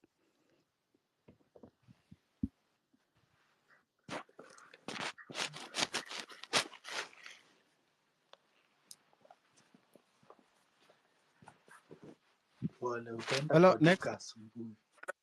Baravin, you can mute your mic. I think Edgar dropped. Yeah. Good evening, everyone. Good evening. Good evening. Thank you for the opportunity to talk. And first, I would love to pay my condolences to the fallen members. And I would like to dwell on just two things, if you may allow me. One, I'm so much concerned with the legislations that we have, plus the current leaders that we have in this country. I've tried to analyze the kind of spirit that they do show whenever they talk, and we realize that as a nation and in Africa, we have a problem of Gucci. We call them Gucci revolutionaries, where we get these few individuals, they get into a club of some rich guys, and now they can do the Gucci issue. They sell us to the highest bidder. So we get a big problem where we cannot nationalize any of our resources. That's when we go to mining, when we come to agriculture, even the seeds. So I feel like even as the lawyers around here are going to write things to lead the legislation. Kindly, let's make it, let's nationalize our resources where we can produce them and do the finished product in the country. I know most of us would feel like that's not possible, but it is possible, because from the history, one thing that they never twisted is that they used to tell us the Bantu, who are the majority in Africa, learned the iron smelting skills. So they'll break the iron ore and make irons. The major thing that I'd like to talk about is agriculture. Yeah, this is the last thing I'm saying. So in agriculture, one of the students of the co-host, and he was saying you should learn on how to do farming and you should put it in art. So I went and I got to farming of watermelon. I was shocked that I bought a seed. Each seed had a price. I bought 3,000 seeds for 12,000 Kenyan shillings. So yes, it is real. When I was doing the farming, I did it in Muhuru, that's along where next to Makalda, where they mine gold. And I noted that we used a lot of pesticides for them to come to the table, and some were crazy to a point that the farmers have been given the new seeds that we never used to have because we are looking for hybrid vigor. They use unconventional pesticides. For instance, this pesticide of BBT, this one that they spray for the malaria. And we messed with the ecological system because in Migori sector, that's where the omenas come from because of the mosquitoes. They call them SAM. It comes like a cloud. But the activities we were doing there was messed up.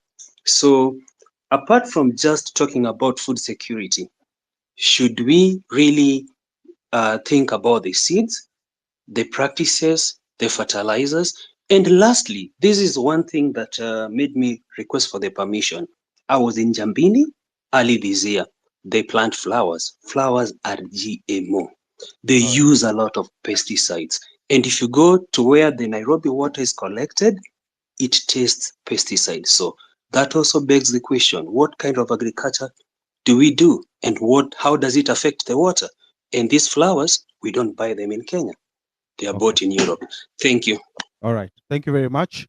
Wakili, you had something disturbing you. Maybe share it? Thank you very much, Eric. I want to salute all the patriots here for the continued vigilance we have had for the last 6 or 7 weeks about our country, especially on how the president and the government has been disregarding the rule of law. And what I feel I wanted to share today and to remind Kenyans in brief was as we have this conversation and we hold our leaders accountable, it's important we focus on especially these seats of members of the county assembly, members of the National Assembly, and the Senate, and how they discharge their mandate. And the reason why I say this is because we find that there have been very poor aspect of how they deal with these corrupt officials that we have, especially governors. You find there's no, since the Senate was established in this new constitution, every person who has been taken there is always acquitted by the Senate. And the question is, are they really doing the right job, or they're just a toothless dog that is never able to bite anyone? So we need to also, as we also look at the National Assembly, the aspect of the national government and construction, the Constituent Development Fund, the NGCDF, how the involvement of the Member of Parliament, because the core business that now our parliamentarians in the country have focused on is the aspect of developments under the NGCDF without any discharge of parliamentary duties that we expect of them. And that's why these persons had the audacity of even telling Kenyans that their allegiance is to the executive, whose agenda they advocate through the NGCDF, and not the parliamentary role of oversight. This has hindered, and this has led to much corruption that we have been witnessing in this country, and lack of accountability, because this particular parliament cannot even hold the the cabinet secretaries accountable for anything. We saw them reinstate Linturi after the sagas that surrounded the ministry and all the losses the Kenyans are suffering because of the fertilizer that was not proper for the agriculture in this country, which is our backbone. So if we do not focus on these roles, the exact role these persons are supposed to be discharging, and hold our leaders accountable, especially those in the assembly, we may never have a system which is be able to check the executive firmly even in the coming years. And that is what Kenya has lacked for a very long time, that the executive doesn't have anyone who is checking it in the right manner with a proper look, without this aspect of allegiance. And once we remove NGCDF, and the High Court has pronounced itself on this issue, the Law Society of Kenya had pursued a matter on this issue. And the High Court pronounced that the national government, that time it was called CDF, was unconstitutional. What did our parliamentarians do? They ran immediately to create a new act, operating in the same structures, but now under a new name, to be able to continue running that particular fund. And this has made it impossible for even the citizens to hold accountable the executive, because when you see a school being built under the NGCDF, the member of parliament won't take credit of it, the national government won't take credit of it, the member of county assembly won't take credit of it. So the public may never hold these persons exactly accountable for what they're supposed to do or what they're not supposed to do, because they don't even understand the role they do or the role they're supposed to be carrying out. I was watching the news today in the evening, and I saw the scenes of Kapedo. And you look at how that area has been strategically marginalized by the leaders in those areas, so that to continue enabling the security issues we have, because lack of proper infrastructure, even the bridges and the roads, definitely contribute in the raids that we witness and hear in those areas. And that is orchestrated deliberately to ensure that particular persons gain in those security deployments and security supplies of materials to continue fighting and defending in that area. Thank you. So it is important we educate our people, and we encourage everyone to do this as a part of our duty to serve this country, so that it becomes better and we hold our leaders accountable. Thank you very much, Eric. Thank you very much. I saw Rufus Kamau here. Rufus, where are you? Rufus had a very great idea he was saying that we consider all artists should participate in in Nane Nane. He's talking about the role of artists and creatives. I had asked Njugush and to come here. I had even asked Nameless to come, but I think that will be for subsequent days, so that we can have creatives on board.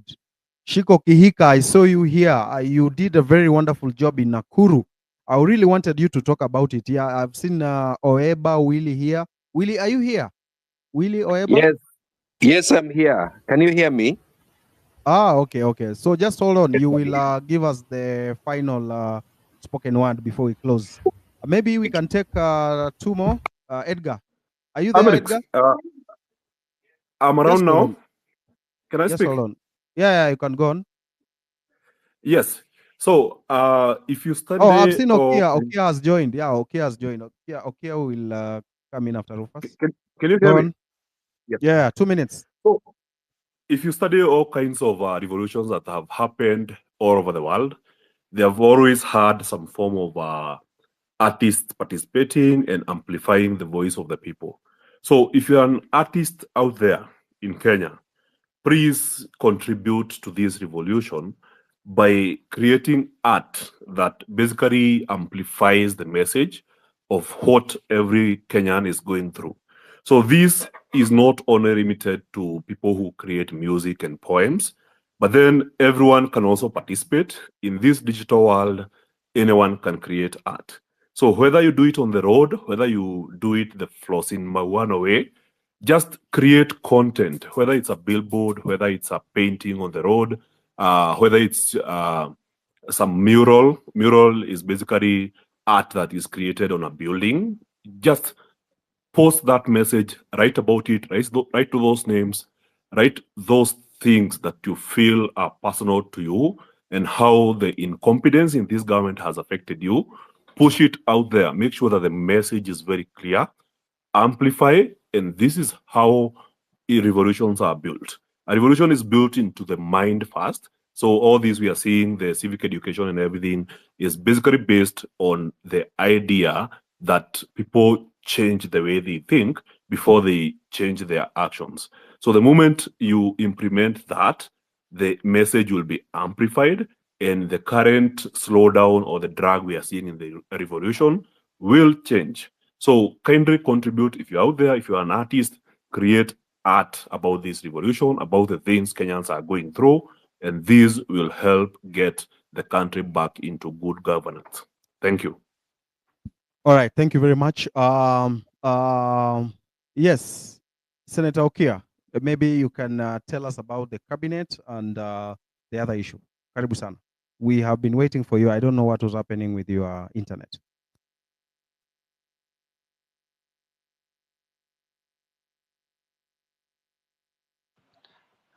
I think he's no longer on the speaker panel.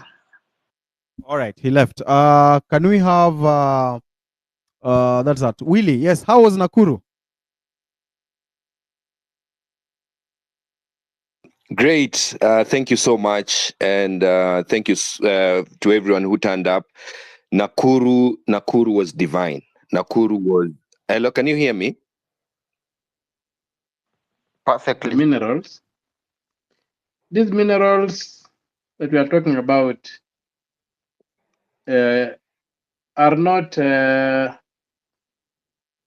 were discovered quite some time back.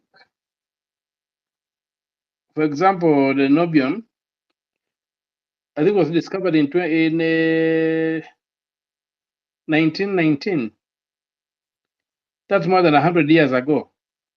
And many other rare minerals, but the information remained hidden.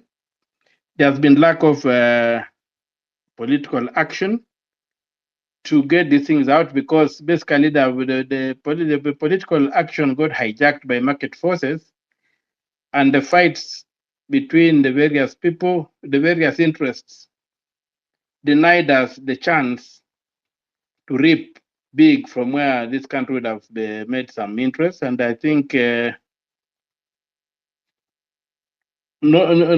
is a very, very, very important mineral that is used in many valuable products, and I think Kenya has got it's supposed to be the seventh largest deposits in the world. And the Murima Hills alone are supposed to be holding something like they say something like 105, about 104 trillion tons, and a kilogram of nobium goes for about $45,000. So you can do the maths. So there's a lot of money there. Also, we saw just this year there was a discoveries of coltan in Kenya, some of which had been taken out, like in Embu. Rwandese have been coming and buying it. People did not know the value. So just the other day that was discovered they discovered it was coltan, another very important metal. So we have a lot of these metals here. And as I said, we need to do a resource map of the country so that we can be able to know exactly what it is we have and be able to utilize it. But I'd also want to beg these people, to beg ourselves to move away from believing that just the minerals are the silver bullet we need. Kenya has a unique human resource. We have been able to build one of the largest economies in East Africa, about the largest, without these minerals. We should, as we look at these minerals, we should not look at this. We should not ignore these other areas of building a very versatile human resource that can go out like the Indians have gone out and are conquering many countries. Not going out as cheap labor, but going out as people can go and invest in industry and do businesses elsewhere as we develop back home. So for me, I think if we did a resource map, we looked at the past, said all the mistakes were made in the past. Going forward, how do we make sure that what we do things the right way and we avoid these issues? Coming to the question of what I said, that we're going to form a shadow cabinet, or sort of to set up a mechanism of monitoring each ministry that the president has set up, is basically one to be able to audit and ferret ministry budgets, because there's a lot of deception that you find that the national budget that comes to parliament has no relationship with the budgets that the ministries and the government executes. And to do that, you just need to take the appropriation bill or the appropriation act of any year and hold it against the corresponding monthly statements of actual revenues, net revenues, and actual net revenues and actual expenditure that's published every month by the Treasury, and you'll see that the budgets that are being implemented by government are not the ones that are passed by the executive. So one of the reasons we want to set up this thing is informed by the experience I had with the Goldenberg issue, which now has got a three-judge bench and I'm prosecuting it.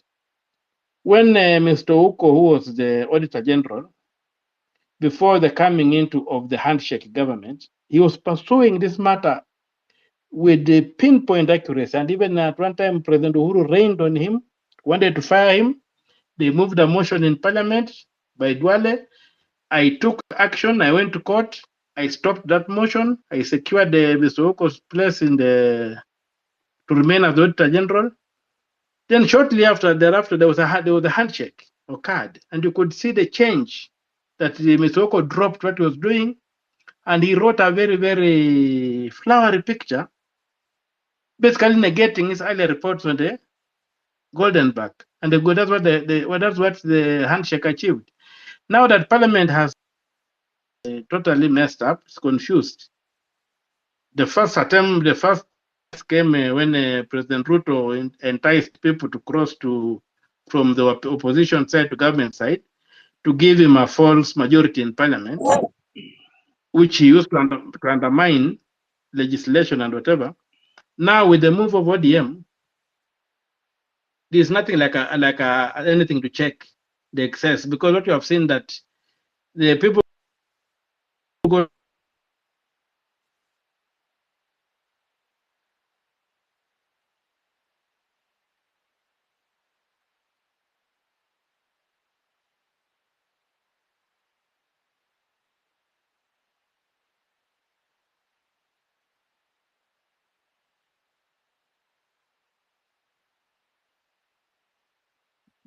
mechanism where we can be able to set up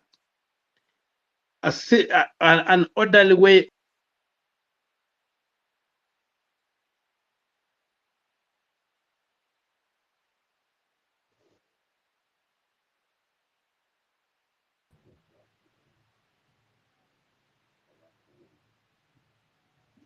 All right. Edgar, is Okia still there? I think he has connectivity issues. I can't hear him. Right. You can mute his speaker and just inbox him and tell him we cannot hear him. So, Willie, you can finish. Thank you. Thank you so much. First of all, I'd like to thank everyone who came through, everyone who shared from within and from far. Nakuru was divine. The movement is very energized, and it was such an inspiring sight to behold. The artistic submissions were very, very powerful to send a strong message that the quest is still alive like never before. You see, the past years, Nakuru had a history of voting along very deep tribal lines and also aligning along ethnic lines. But, ladies and gentlemen, from what I saw today, better days are still ahead. So let us keep going. So allow me to finish my submission with a spoken word poetry. Kabla death haijanok na struggles za life kunieka cotton, itabidi tupambane. This is where the truth is, round this tusidanganyane. Ignorance ni kama kutumia soprano kwa dress mata iko issue based. Chuo siku at my best, mode wangu hakuwa modest. Memory so clear kiniita ng'ombe sahi natumia sanaa kujilisha trees siko zero graced. Drama ya life ni ati saa zingine voice ya actor ifanane na subtitle. Truth ni mtaland in trouble, si depending na deed umefanya sana sana kama huna title. Vitu peti ndo zina trend, tumesahau what it feels like kuaddress vitu vital. Immorality na rule kwa nchi viongozi walikuwa sworn in kutumia Bible. Naishi kwa nchi inanisaidia kupostpone my dreams. Now the only country I pledge allegiance to ni procrastination. Drama ya life ni ati saa zingine voice ya actor ifanane na subtitle. Truth ni utaland in trouble, si depending na deed umefanya sana sana kama huna title. Truth is, si kila message sincere. Kuna wale wana preach peace kusuppress justice. Truth justice, ile peace tuna enjoy ina depend on justice. My friends at the high places know the law. Wengine wana practice. I don't know what you can do, but together we can do better than this. Repetition in a bow. Niliboeka kuandika piece ya peace, nikaandika kuhusu justice, because to spice it all up, nyama walishakula, kenye kimebaki ni the bone of contention. Actions ndo ina separate the word choices from decision. Mali natoka, hata the blind upanga laini kuchangua viongozi ya wana vision. Sijaiona success story ina mission. Generation ya sai iko talented to talk about injustice with precise precision. So tangu class 4 daro za mao ndio mimi nilianza kuchora mistari. PE nilienda na exercise book hoping one day nitashare one stage na Juliani. Ukabila ilikuwa so rampant, mile clan nilitambua ni uko fulani. Tuliacha kifuli moja mara mob, tukirudi landlord aliamua ku make it safer. Jioni tulipata vifuli mbili kejani. Saizo wanasiasa wako na security hadi security of Kenya. Mtaani chai haikuwa na escort. At times mother have kukanga skari ndo ingine act kama majani. Na tulikaa njaa for days hadi hangejua Michelle ni ntalami. Nasema life is a journey. Huyu dereva na drive recklessly alisha cause accident but bado ajali. Life is acceptance. Nilikutana na ude mrembo lakini alinikataa. Vile ameweza si amekubali. Life is about moving. If you haven't met the devil yet, maybe you're moving in the same direction ama wewe ndio shetani. Ushaifikiria uzito priest tu anayo akiaddress mass, nilichoose word. Ushaijiuliza mbona Bible haina chorus lakini iko na verse? Juu pretense iko so open, crocodile tears inahitaji intervention ya kitunguu. Vitu kick zimepoteza meaning, pombe inatumika kutoa lock jumulishapoteza kifunguu. We will make it in our motherland. Na reminders nafikiria lazima abroad ni kama neno success. Aina interpretation ya Kiswahili from Kizungu. Nasema pesa ni shetani, but ni chache. Mali natoka, wengi tunaipata kiumungu mungu. Asante. Mungu nguvu yetu.